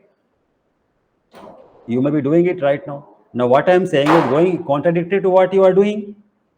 This is new knowledge. It is colliding with your activity, your deep habitual pattern. Right. Now, if you give a thought to what I am saying and reflect upon what I am saying, then slowly it may dawn upon you that why not let me, practice little bit what Rajiv sir is saying and see what happens. Could it be that this is a holy moment? If this is a holy moment, is it the best way to watch this television serial where the second wife is having affair with the third husband of the fourth lady? Is this the best way to spend my holy moment? Or maybe there are better ways of utilizing my time. You know what I'm saying? Because there are all kinds of garbage material being dished out on television or everywhere. So you want to pick more garbage, or you want to little bit clean yourself and like Meera Singh, Syam piya teri, tere rang mein rang de chundari. You know what I'm saying? Connect with Syam. So idea is, so how this can be implemented is, faith can help here. Faith can help here. What faith? Knowing that myself is there at the core of my being. My higher self is at the core of my being. And this higher self, like the deity in the temple, is waiting for me to come back and connect. I have become lost in the tamasa in the outer compound of the temple. So this world is a temple, God's temple, which God has, I don't know, been manifesting. I don't know how to put what I'm saying. It's a Leela, all right, but in this Leela, God is suffering everywhere. So God is forced to manifest that suffering everywhere for all its soul children everywhere. Keyword is forced. God is forced. So which means God is helplessly forced. Which means that God has no power over this random, chaotic world that you see around you. Which means that God is omnipotent and yet not potent enough to change this reality outside. This Hamas fighting with Israel, for example. Does God want it? What, Saschit, you think God wants it? Does Amma want it? No. What is your intuitive answer? That is where free will also comes in place, right? If you believe Amma is a divine being, and Amma is as powerful as Krishna, and Krishna was as powerful as Krishna, could Krishna stop the Mahabharata war? No, right? Why he could not stop? Because he had no power over that. Did he not try to convince Duryodhana? He tried, no? Krishna failed, right? Krishna failed, right? So when Krishna failed, why we are worried about our failures? We are so great that we can't fail, right? Where Krishna could fail. Can't we see? So if you understand this much, your fear of failure will go away today itself. There is no shame in failure. Beauty is in trying. Failure doesn't matter. Trying is beautiful. Krishna tried, right? Krishna was God but failed. So it is very evident God is failing to manifest a heavenly planet. So is it God to blame? No. That is where this understanding becomes very profound and very sacred and very beautiful and heart touching. It can melt your heart. God's helplessness can melt your heart, perhaps. The deity in the temple is helpless over the tamasa in the temple, compound. God's power starts when? God's power starts after you have taken a dip in the pond. And you have put on that, holy chunaria. A sacred mind, purified mind. Because in a purified mind, the conscience becomes awake. So, in a purified mind, when the conscience becomes awake, you start listening to God. God was always willing to talk to you, but you were never paying attention to God, or you were never looking towards God. You are busy in the tamasa, that all the tamasa on the outside, periphery, your attention was occupied by that tamasa. So it never paid attention to the deity inside. So God could not talk. Conversation requires two people, no?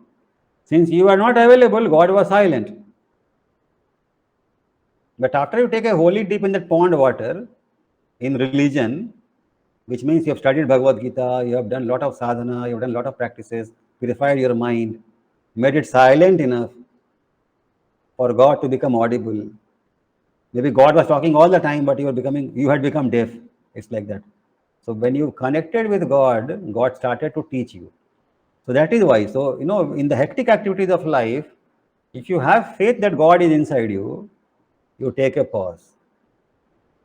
And in those moments of stillness, of silence, of leisure, rather than collecting more garbage, take a dip in the holy water. Which means put on some, mantra chanting, or maybe listen to a Bhagavad Gita discourse, or maybe read a wisdom book. Maybe sit peacefully, think about the day's activities, how you have lived your day, how was the day today, how many times you lost control, you became angry, you became frustrated, how many times you lost faith in God today. You have this kind of self-reflective thinking, commune with your own self. And as you do that more and more, you will see that yourself, that Atman inside, starts to guide you. Intuitively, it will start to guide you. You will get it as intuitions. It will slowly start to guide you in your workplace, what to do, in your problems in the profession, what to do, how to solve. You may be sleeping. If you start living life like that, you may be sleeping.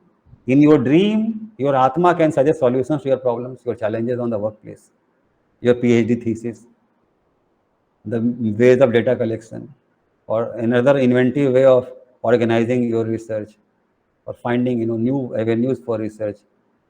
It may start to bring the right synchronicities, right people, right organization, right job opportunities. So it is not as if God doesn't want to help you in your life. It wants to help you in your life. It wants you to grow as a researcher, as a teacher, as a professor, as a manager. But you have to give it a chance. And that chance you give to God by making the seventh day of the week holy, the leisure hour of your day holy. Trying to heal the insanity of the mind by the sanity of the inner divine, by connecting with the inner divine. I'll take a pause here. Did you follow what I'm saying? So why don't you explain to me what you understood? I'll invite Rohan also today at the end, after you have spoken. Each of you will speak for some time, and then Rohan will share his understanding of what he followed from last 10-15 minutes, what I've been trying to suggest to you. Saschit, why don't you start? Yeah. So what I was trying to understand is about trying to connect with even the previous context that you shared of the impressions that are there, which is what you're referring here as karma. So when we are trying to take that dip metaphorically, there are a number of ways that you can purify your impressions, because these are very deep rooted on the conscious. Even with my own experience, there are a few experiences which have created so much of depth of impression that it's very tough. Though on an intellectual wisdom level, I'm trying to battle it or trying to solve that. But later on, it comes up again in some form, slowly, somewhere else. So I know that, okay, this impression is not yet gone. So what you are trying to say is about how we can, in the example of the temple, how we are able to, first of all, purify our it is not that in one dip everything is washed, but it's an entire process that you keep, like how we take bath every day. These impressions are formed as we keep living life. That's what I've learned earlier also, that impressions is not about only of your past, and it's going to always keep accumulating as you experience life. So just how you cleanse yourself, uh, there are ways that we need to keep cleansing our consciousness also. So how we keep cleansing our consciousness through these of these impure impressions which are not serving any purpose. By doing so, that allows us to walk towards the truth, or the question started there, right? The composition of the truth, or what is God, or what exactly the actual truth itself. So I was kind of contemplating on this process, that how we move from making our purification, and as we keep repeating these processes, it allows us to keep going forward. And there's an inner layer also which you mentioned, where it is with all the other angels and deities and everything also, which is there in an inner layer before the Garbhagriha. So over there, you might start getting siddhis, is what I recollect. And what we also understand is synchronicities or various other things, or capabilities might start forming, or being enabled, that you're able to manifest easily. You're able to get what you're desiring for in life, etc. But again, we might easily get stuck here. Because though at a lower level, at a periphery, what tamasha is happening, I think I am able to relate there, where I'm not disturbed too much by the tamasha outside.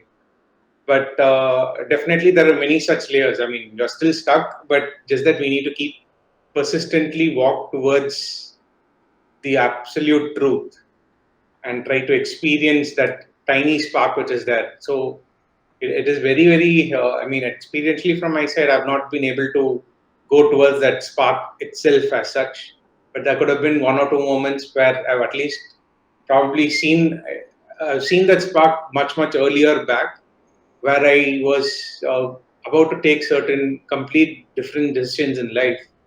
But at that point, I was guided by my guru that, that was not the right moment of time in my life. So now when I'm trying to recollect of what was happening, in a beneficial manner, it was kind of put again into a kind of a step back, that in the right time this will work much more wonderfully than rather doing it now, because I think it was very, very early for me at an age, and I wouldn't have participated in life.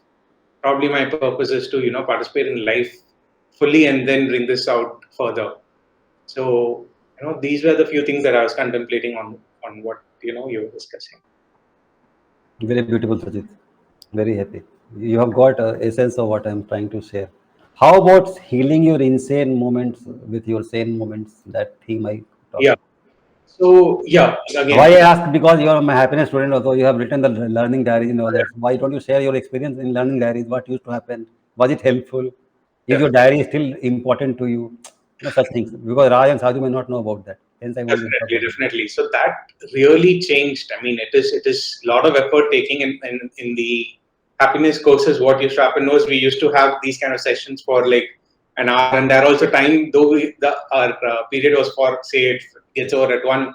It would definitely go in 20-25 minutes ahead always. But whatever we learned, I remember there was a process which we were introduced to, which is the learning process also. I don't want to go deep there, but how you contemplate your learning is also extremely important. That's when he introduced that, when you do reflective journaling, of start writing what you learned here in today's session, reflecting on it, contemplating on it, and trying to see what it means with your experiences that you have, and also probably those next 2-3 days which we are living, we'll be able to capture that whole discussion more, or certain aspects of that wisdom more, and experience those 2-3 days of life. So that we used to try to keep writing and writing and writing. And I used to be more amazed that for us to write that would take such a long time. But sir used to read every single person's diary and further give some small remarks or discuss further on to that in the next session. So I was amazed at how you used to be able to read everything, and That is love, no? That is love for the student, right? yeah. So that Because was each student for me is like my child, no? It's like that. Okay. yeah. Okay. So that was really amazing. It helped a lot in being more reflective. Now I do certain aspects of. I'm not doing it daily still. In fact, my wife does it more often than me about gratitude journaling, because I kept sharing about gratitude a lot earlier also. I do it probably only in my thought level, but not in writing. But I think it's a very helpful thing. So coming back to the point which you said about using the leisure time into a holy time, probably, or in fact of modern times, about using your sane time to clear your insane attributes or qualities. So probably I think I'm utilizing, we all are here in this Sunday doing that, Yeah, right? we are doing exactly that, right? Right Exactly, now. yeah. So the same time we are trying to think of, okay, what and all are the other aspects that are not really serving purpose, or which can be done better. Because when you said, okay, we all, I mean, at least I can speak for myself. I would still definitely, I'm involved in watching a lot of other movies or TV whenever I have leisure time, or I would go out and all of that. It doesn't mean that we would not do it, but the importance of using a portion of your same time, definitely, to let go and clear off those, like we spoke about, the impurities in the consciousness or the karmas that are getting accumulated. I think that makes a lot of difference. Yeah, so compassion is very important. For example, yesterday I and my wife and children went to Lulu Mall and had a nice time, because my wife was telling since morning I'm feeling restless. We need to go out. We haven't gone out for long, so so it's like that. So I went and enjoyed with. It's not as if I'm very judgmental and telling my wife, no, you have to. No, not like that. Love is very important. So we have to give space and lot of time, to everyone. So because love heals more than anything else. Unconditional love heals more than anything else. So in fact, when I go to Lulu Mall, because my wife says that helps her to heal faster than if I forced her to do a reflective journal writing. Because more you love, more the surrender happens. It's not manipulation. It's natural. It's natural. It's alchemy. No, I don't know how to say these things, but it is divine alchemy. It is magical the way people transform with love, right? And it's not that my wife is a bad person or something like. It's not like that, bad or good. It's not that if you don't follow my advice immediately and start watching TV and that you are a bad person. No, not like that. But you at least become aware, right? Maybe you don't take long baths, but you take short baths, a little bit. Maybe head bath, maybe little bit. Maybe washing your hand a little bit. But slowly, slowly, in which direction towards you have to go. Asudoma sadgamaya. Direction has to be like that. Tamasoma jyotirgamaya. It's not that God is infinite and really getting angry and clenching his fist and why doesn't he come? It's not like that. It's sheer love and understanding, wisdom. Lot of space you give to yourself, and don't be harsh with yourself, but understand this process, right? Okay, Raj. Very beautiful, Sachit. Very, very proud of. Very nice. Very nice. Good one, Sajid. Sir, I'll start with one of the examples you quoted today, which is, One the second. reason. Rohan, you also be ready. You also have to share. Okay. You also prepare your thoughts. Okay. Rohan, can you respond? Yeah. Okay, fine. Good. Because everyone loves you. You're their younger brother. Okay. Okay. Okay. Yeah, Raj. Sorry. Huh. Awesome. Yeah. Sir, the wings of the bird example that you gave, in fact, I have drawn the picture of the bird and two wings on the left hand side, I put it up as Seva, which is service. On the right hand side, it is meditation. So just now, Sachit gave a wonderful explanation about insanity versus sanity, how to manage it out. So service is one thing that I see it as one of the easiest forms to elevate the consciousness and also purify the consciousness. For example, let's do anything with love without any expectations in return becomes a service, in my simple terms. Very correct. Agree. So that is one form of connecting, to the holiness in a quicker form. The other one is meditation. Meditation might take a lot of time. So, sir, since you gave the meditation and service, I could not get what should we call the third arm, which is tail, which guides the direction of a bird. So then probably I thought maybe let me put consciousness for this discussion, and maybe I'll hear out in terms of what is that you want to say. Discrimination. Okay. Viveka, this understanding that I may be watching the television serial or watching something else which is light in nature, but I understand why I am doing it because I need some recreation because I have had a very tense time in the office and this much time my mind needs. So this is loving kindness for my own mind's limitations. It's like, I cannot lift 150 kg weight in snatch, when I am a man who is just starting to go to the gym. It's like that, just demanding upon myself or on my mind that you just become holy and have a holy dip right now. And if you don't do, you'll be burned in hell fire. That is not what we are saying. So that tail is this understanding that yes, we are meant to do this, what sir is saying, but we also have to be kind and compassionate towards the mind. Right. So let the mind have its half an hour of insanity, little bit, but slowly, as the hot thing cools down, let it also become little bit pacified. It's not like a child which wants this and wants that and wants that and wants that and drives the parents crazy. We don't let the mind to become like that. That is wildness. But we allow the mind, okay, beta, you want this, okay, beta, take it. You want that, okay, you take that also. Papa, I want this. No, you have this and this. Now we'll buy other things later, right? So we have done half an hour of indulgence. Now let's do 10 minutes of contemplation or simply, connecting with the inner divine like that. You know what I'm saying? Yes. Give space to both sides. Right. The insane side, because right. you will die if you do anything else, and also to the sane side. Both. Did you follow what I'm saying? Yes. That is the tail of that is wisdom. What is called wisdom? Nice. Discriminatory wisdom. Okay. That is the tail. Okay. Yeah. Thank you, sir. So I wanted to take that bird example for talking about the sanity and insanity. Now I talk about the temple example which you gave, sir. So if I put it in a very simple terms, I have looked at 4 easy steps for my understanding. Disconnect, connect, become oneness, and finally submission. So disconnecting from the outer world is very important. Because most of the times it's extremely difficult for people like us who are in the path of finding the consciousness and elevating our consciousness. Maybe for you or for Amma, it's very easy even to ignore few things which is the outside tamasha which is happening. And maybe people like me is it takes a lot of time for me to disconnect from the outer world. So it's pretty important for me to disconnect first before I connect with God. Before I take so it happens when I take the holy bath inside the temple premises, I connect. First I disconnect, then I connect to the God, and then I become oneness with the consciousness that is required for me to elevate my consciousness. And the moment I enter the Garbhagriha, then I submit myself. I lower my head. The moment my body realizes that, hey, you have got 6 feet height, you have now bend down to 3 feet. The moment my body does it, automatically my mind will also set.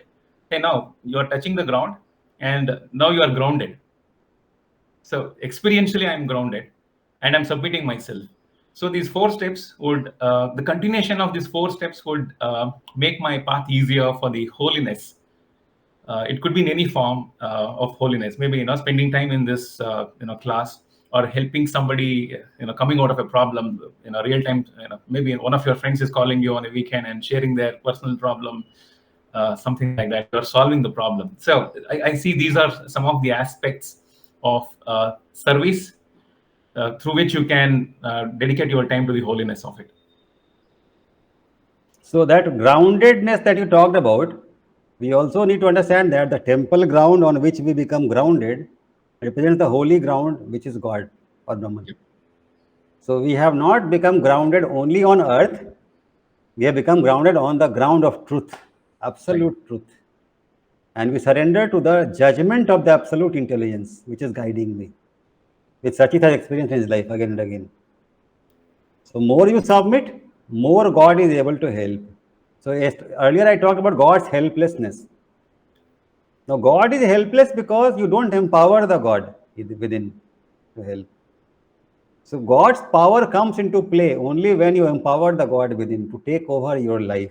Krishna can guide Arjuna's chariot only when Arjuna gives the reins of the chariot to God. If Arjuna keeps holding the reins, God is helpless. You know what I think?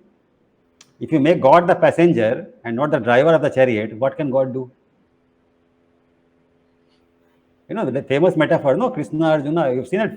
One of the most powerful pictures made in India is that, that scene where Krishna is holding the reins of the chariot and teaching Bhagavad Gita to Arjuna. Remember that? You know that? It's a famous, maybe India's most important lesson that a guru is teaching and his disciple has to bow down and surrender. Right.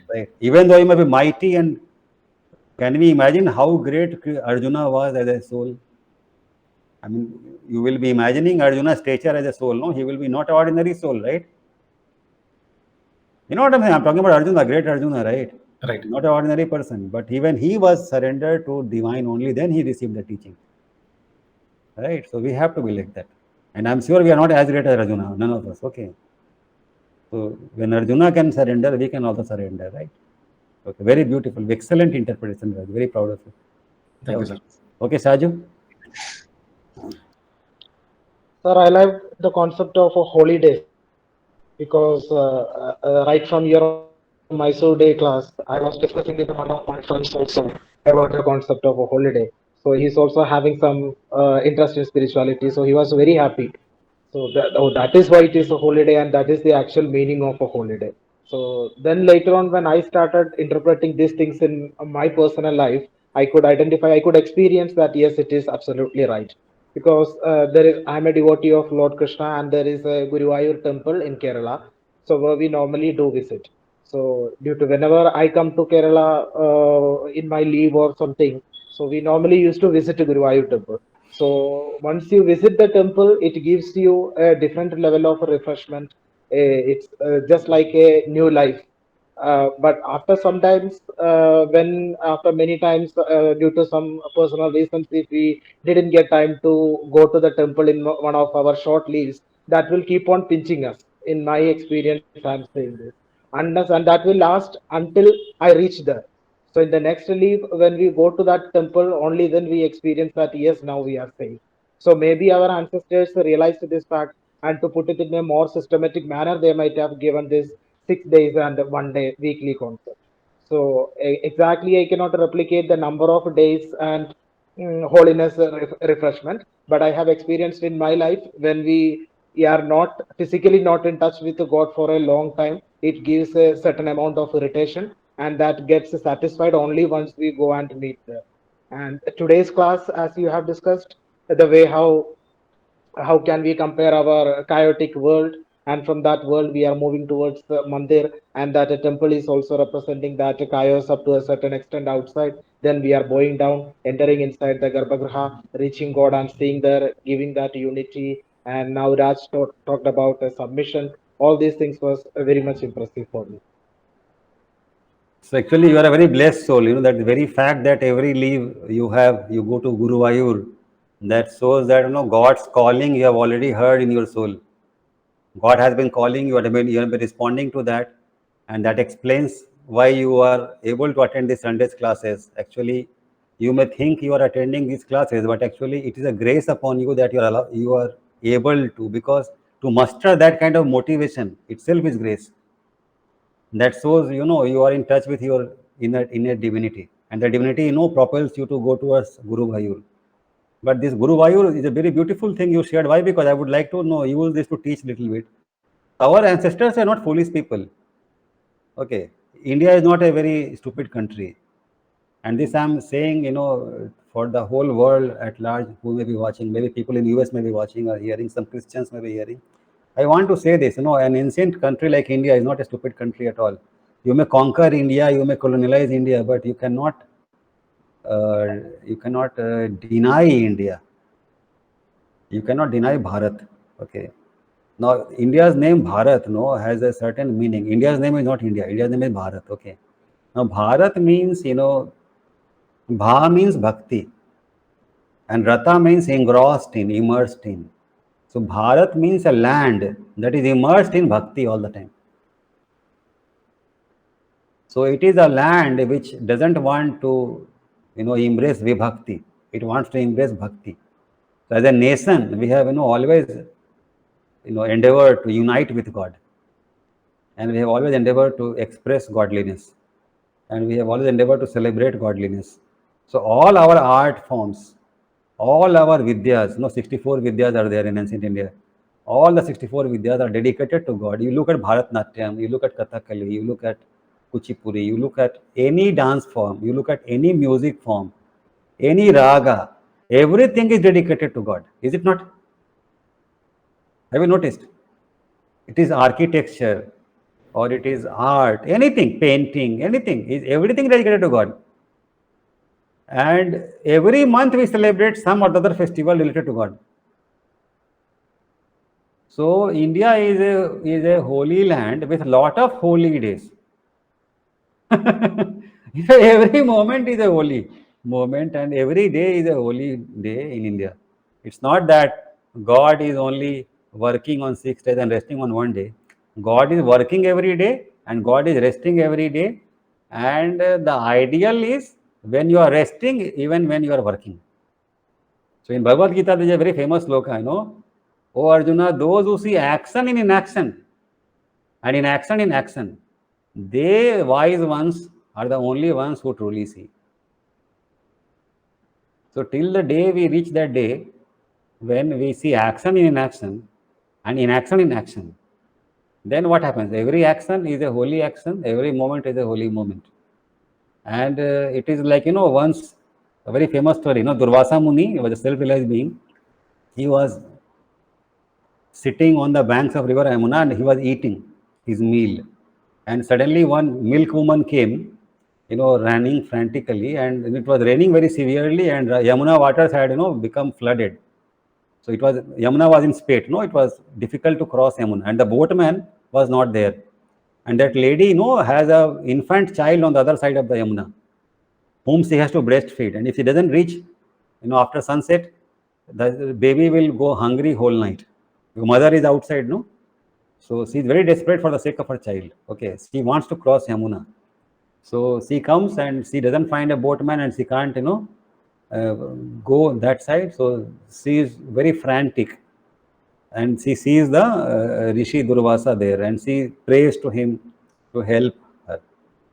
So he says, Mother, please sit. Don't worry. I will take care of you. Let me complete my food. Okay. So finally he sat there.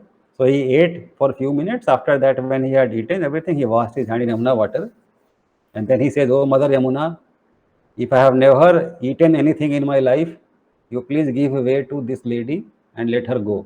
And Yamuna parted and showed a path through her, and the lady walked through Yamuna waters and reached the other side. So the mystery in the story is he just had a very sumptuous meal and then he says, Oh Mother Yamuna, if I have never eaten anything, please give way to this lady. What does this mean? So this is the meaning, action in inaction, inaction in action. So when you become God realized, you never ate anything. The body ate whatever it ate, but you are not the body. That's the meaning. Are you following me? So when Durvasa Yes. says, Oh Mother Yamuna, if I have never eaten anything, it means I, the Atman, how can I eat anything? Atman eats only one thing, ignorance, avidya. Brahman is called the great eater, no? There is one name for Brahman is the great eater. But great eater of what? Not mangoes. Brahman is the great eater of avidya, darkness. Brahman eats darkness. Brahman eats ignorance. Brahman eats avidya. And once Brahman has eaten all avidya, then you can also say like that, if I have never eaten anything. So these powers are there in a self-realized being, maybe rivers will give way. Moses parted the ocean, no? Moses parted the ocean. It's a legend among the Jews, right? When he found Israel, God guided Moses and the ocean had given way. If you have seen that movie, you can see that. The king's army is chasing them and they're escaping slavery, and then they come across the ocean, and the ocean parted ways, and then they just moved through the ocean, and by the time the king's army came, the ocean again became ocean. So that is how they escaped. If you know that story, what I'm saying. So such things are there, possible. I have seen myself, I had told that story, Amma, I prayed too, and suddenly in a blink of an eye, that foggy climate became a sunny climate. I had shared that, right, in that class where I was sharing about my connection with Amma. I have seen Yes, that. sir. I have seen that. People like Amma, Durvasa Muni can do that. A Sai Baba devotee was sharing that in Bombay flood, she was a devotee of Puttaputti Sai Baba, and it's a very amazing story. You may not believe also, but it's true. I know that it is true because I know it. One of my friends has shared this. So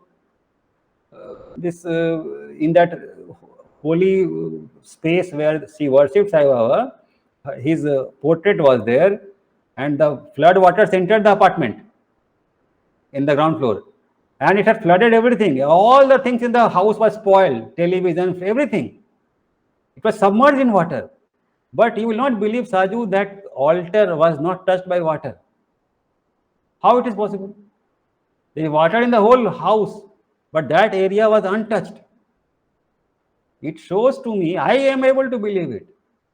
Some people may think I am crazy, but I am able to believe it because that shows that the worship which happened there was very pure in nature. It was accepted by God.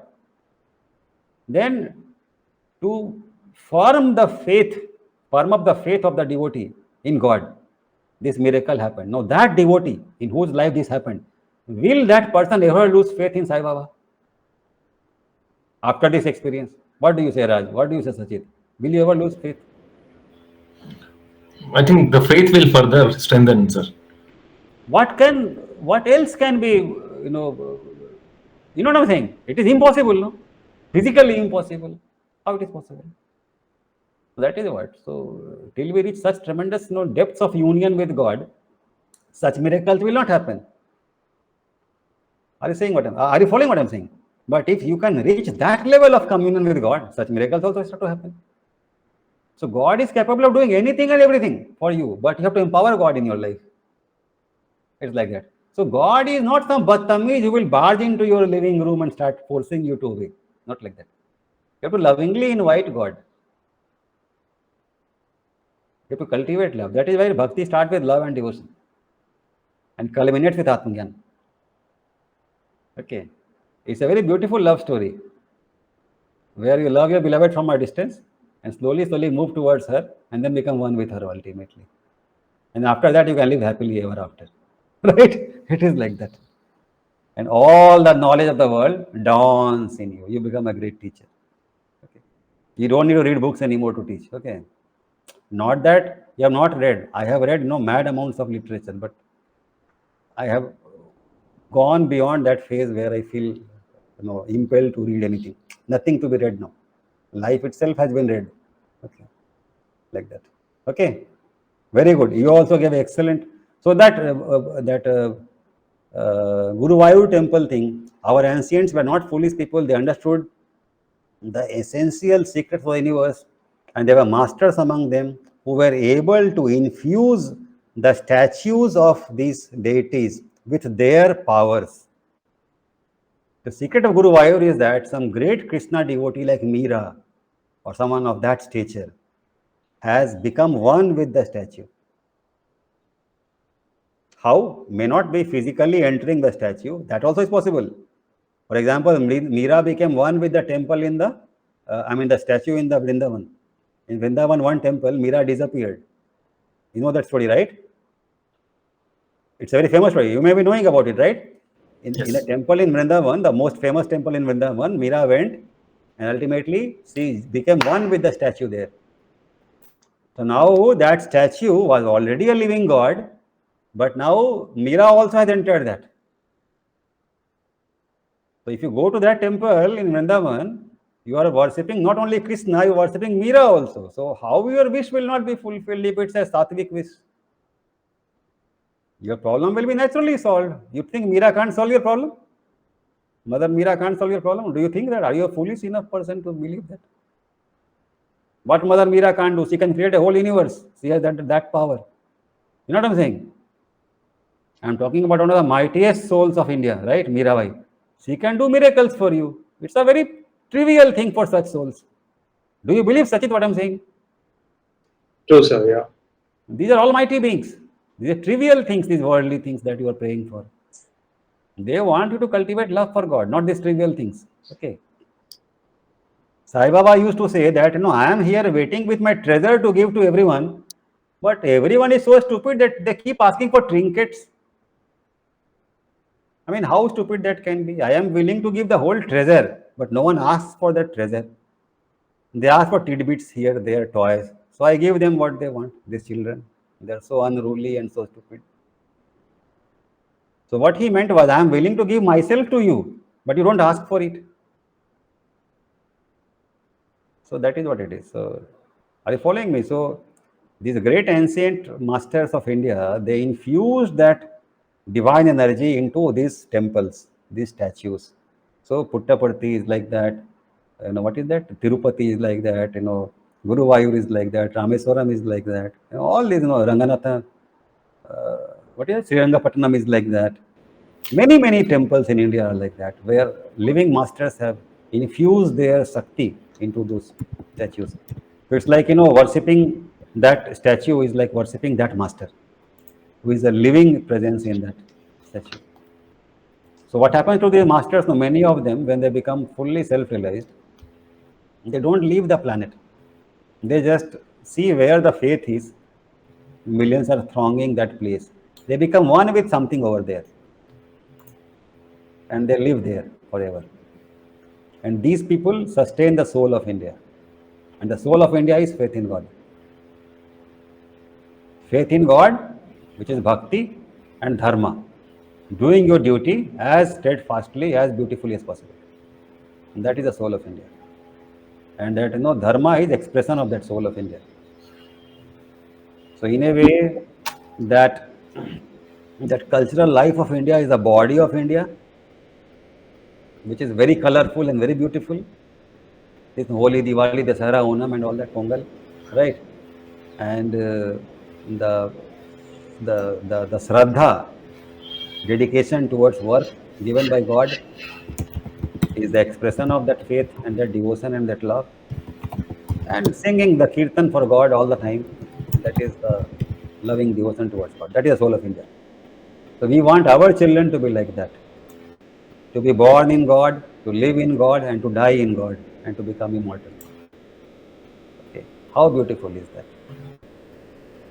And in the meanwhile, this curd and lassi and this burger and pizza and patties and whatnot, we enjoy as God's gifts to us. Okay, that is how it is. Okay, how beautiful is that? Okay, so our whole life is filled with festivals. Okay, Rohan, you want to go now? You are the last person to speak, and then we'll say bye-bye to each other. Yeah. Switch on your video because we'll be recording it. Yes. Yeah. So from the moment we are born, we are shrouded in materialistic desires, and I think we are like shrouded every day. We learn desires. We learn to want things. We are basically coated in the world that we live in. We are surrounded by it, and we become agitated by it. We forget our own divinity within ourselves, and because we are so agitated by it, and sometimes we lose control over ourselves. Like we lose our memory, our knowledge that we are not our body. We are not what we relate to as our physical body. We have something beyond the physical body also, but we forget that. So in these agitated moments, there's no point in fretting that I'm forgetting something, because that won't even occur to us, because we're already so in such an insane state of mind that we don't really get that we are straying away from where we need to be or where we are meant to be. But when we are not in such an agitated state, when we are in a relaxed state, we can even treat our own selves as a temple. So like how you said, when we enter a temple, we first disconnect from the physical world, and we take a dip in the holy waters, and then we walk in and we try to connect to God. So even like actions like meditation, taking walks in nature without any distractions, journaling, and stuff like that can be also seen as forms of worship. We're worshipping ourselves, or we're worshipping the divinity within ourselves. So in these sane, tranquil moments, we need to make sure that we are not wasting these tranquil moments in the noise of life. We are cutting out the noise and we are trying to reconnect to what we should be reconnecting to, ourselves, our own divine selves, our own divinity. So that's a very important thing. That's what they meant, like God created the world in universe in 6 on a Sunday. So Sunday is not meant for just laying back and still continuing the things that we're already doing, just enjoying the pleasures of life. No, but we can't do that, and we should not beat ourselves over it if we regret doing that. But we should still try to reduce that or cut down on that noise and try to reconnect with ourselves. Very good. Very succinct summary. Very good. Very happy. Very proud of you. Very good. Okay. Any questions you want to ask me, or any doubts or anything? Raj, you had some points. Anything else you wanted to discuss? Something? Sir, I had one question when we started this session at the beginning, sir. But did I answer your question little bit like composition of Yes. thought? Okay, fine. Good. Go ahead. Yeah. Yes. Okay. Yeah. So my second question was, it's more of this is coming from my personal experience. So when you know that the people around you at the same age, or maybe a little higher than your age, when they're not pretty wise, and when they're not attaining that self-consciousness, but when people are complaining, and when we are surrounded in an environment of madness, maybe it could be workplace, it could be in a family or extended family situation. Sir, how do you cope or make peace with yourself? There are people around us, maybe 5% of the people are, either they have attained or trying to attain the consciousness, but 95% of the people are not doing it. How do you make peace with yourself and still continue to live in this society? So, I mean, I can talk about myself because I will not have access to what other people experience, because I can only experience myself. So the way I have handled this is that, as I told, no, Amrita is a very crazy place. All kinds of crazy things happen all the time around, around me. So what I've understood, here in this case, Amrita's case, where I work, I know Amma is behind the scenes, and the chaos is actually more accentuated because people are meant to grow faster. So in chaotic situations, people grow much faster. That is one. Provided we approach the chaos in the correct manner. For example, if you see the cyclone, a cyclone will be coming. In the center of the cyclone, the eye of the cyclone is very still. Turbulence is only on the periphery. So, maybe one metaphor which may help is cyclone metaphor. Like, this life may be like a cyclone, but we are able to retain our sanity inside. Then what happens? The cyclone around you, that, turbulence around you, may start to become pacified by your presence. So, there are two choices. The easy choice is to get blown away by the cyclone, and the tough choice is to not get blown away by the cyclone and retain your calm center, which is a tough one. But if you can do that, generally you will not succeed in one day or one lifetime also. But if you have been practicing this for many lifetimes, I hope this is the case, because that is why you are able to come on a Sunday. Because it can't be that you started this lifetime and you developed so much, discrimination. It can't be possible. So obviously, you are an experienced soul. You have been trying this for many lifetimes. Hence, you are able to come on a Sunday in this lifetime. So, but try to become even more strong than what you already are, and retain your calmness no matter what. And keep working diligently in dousing the flames of fire, or pacifying the cyclone, solving the problem, resolving the problem. And if you can't do all that, accepting and surrendering to divine and praying to divine to take care. So what happens is that if you do that, and if you're able to connect more and more with the divine inside, the chaos around you slowly starts to settle down. And other people around you, especially the immediate stakeholders, your family members and very close relatives, they start to take notice of the transformation that you are able to achieve. They're able to see that somehow you are able to retain your sanity, your calmness under extreme situations. Illness, adversity, misfortune, COVID, whatever, you are able to somehow work very, very calmly and diligently and peacefully and intelligently. That is what, and your presence, very presence, calm presence. That is what starts to attract people, influence people into following you, into respecting you. And it may not happen overnight, but slowly, slowly it happens. And then God also starts to help. Some synchronous events start to happen, which I have explained already many times. And you are able to lead your life. I am able to lead my life quite beautifully and peacefully. And turbulence around me has subsided? No, it has not subsided. But it is helping me to become even more centered.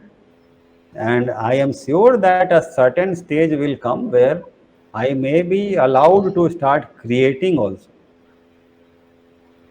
which means that I will be perhaps empowered more to be able to create my own reality. But that requires many spiritual gifts like inner courage, inner clarity, license from the divine,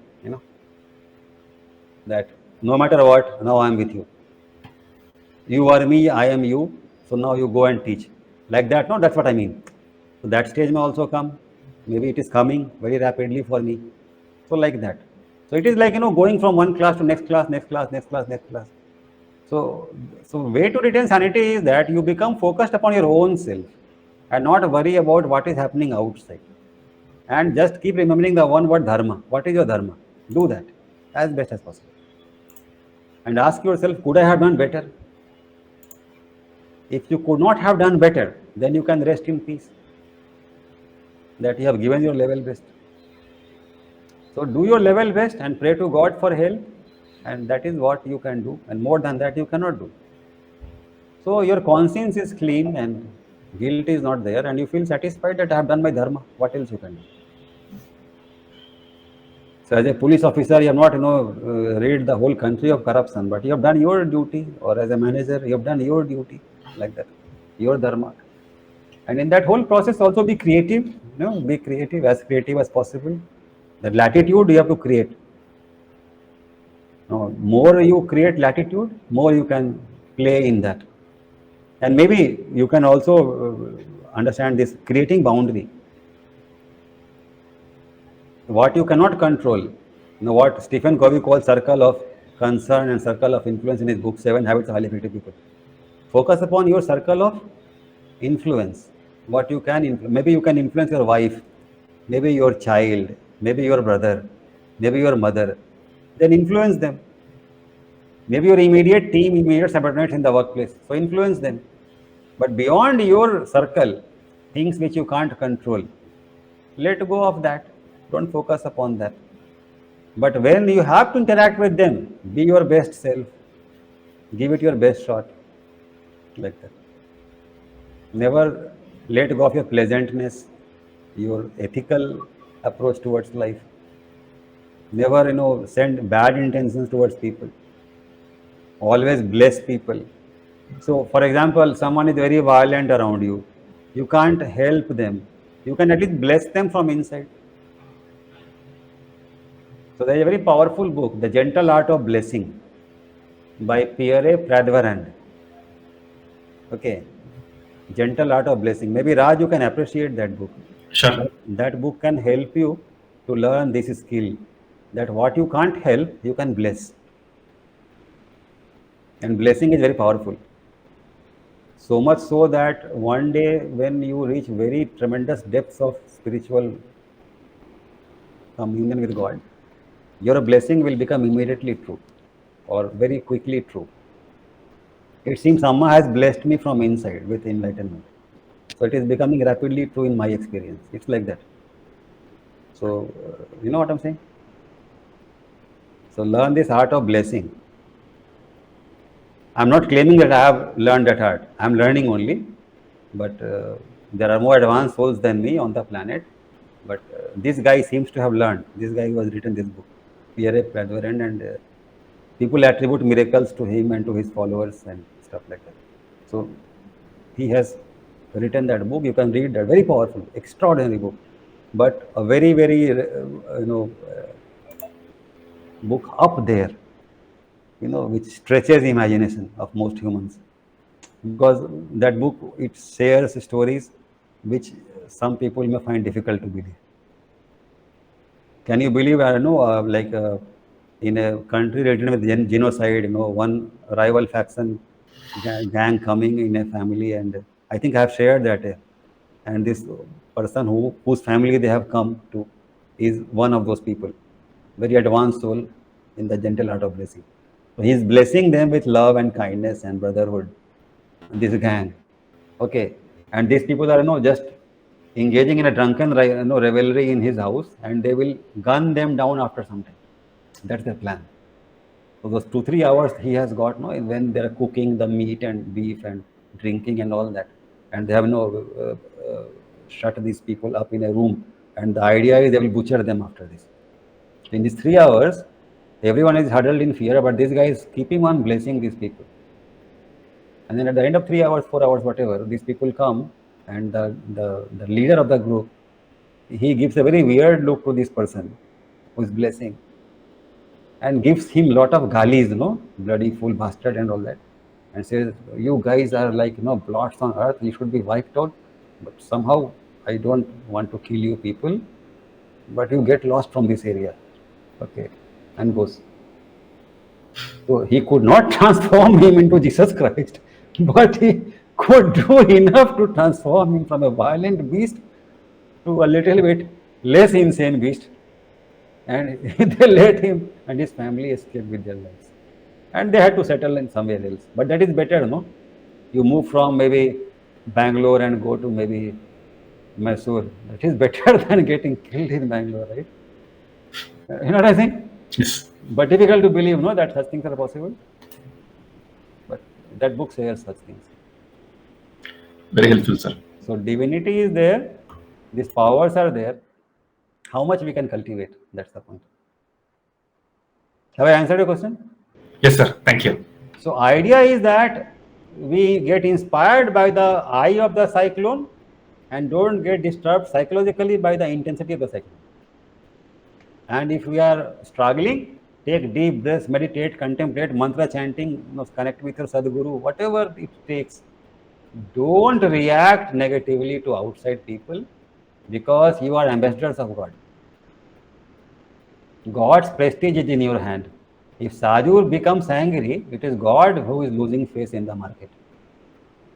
That if Sadhu can become angry, means God is powerless. Then what has Sadhu has learned from Krishna?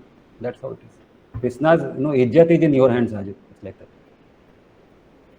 So as a devotee, you represent Krishna. So if you have that in mind, it will give you the strength to fight. Yudh Kshetre, Dharma Kshetre, Kurukshetra, that Bhagavad Gita begins like that. That Kurukshetra is the Yudh Kshetra between the evil forces and the good forces. In the psyche. We have to let, Sai Baba used to say that, you have to help God to win the war inside your psyche. You have to help God to win the war inside your psyche. More than that you can't do. Right?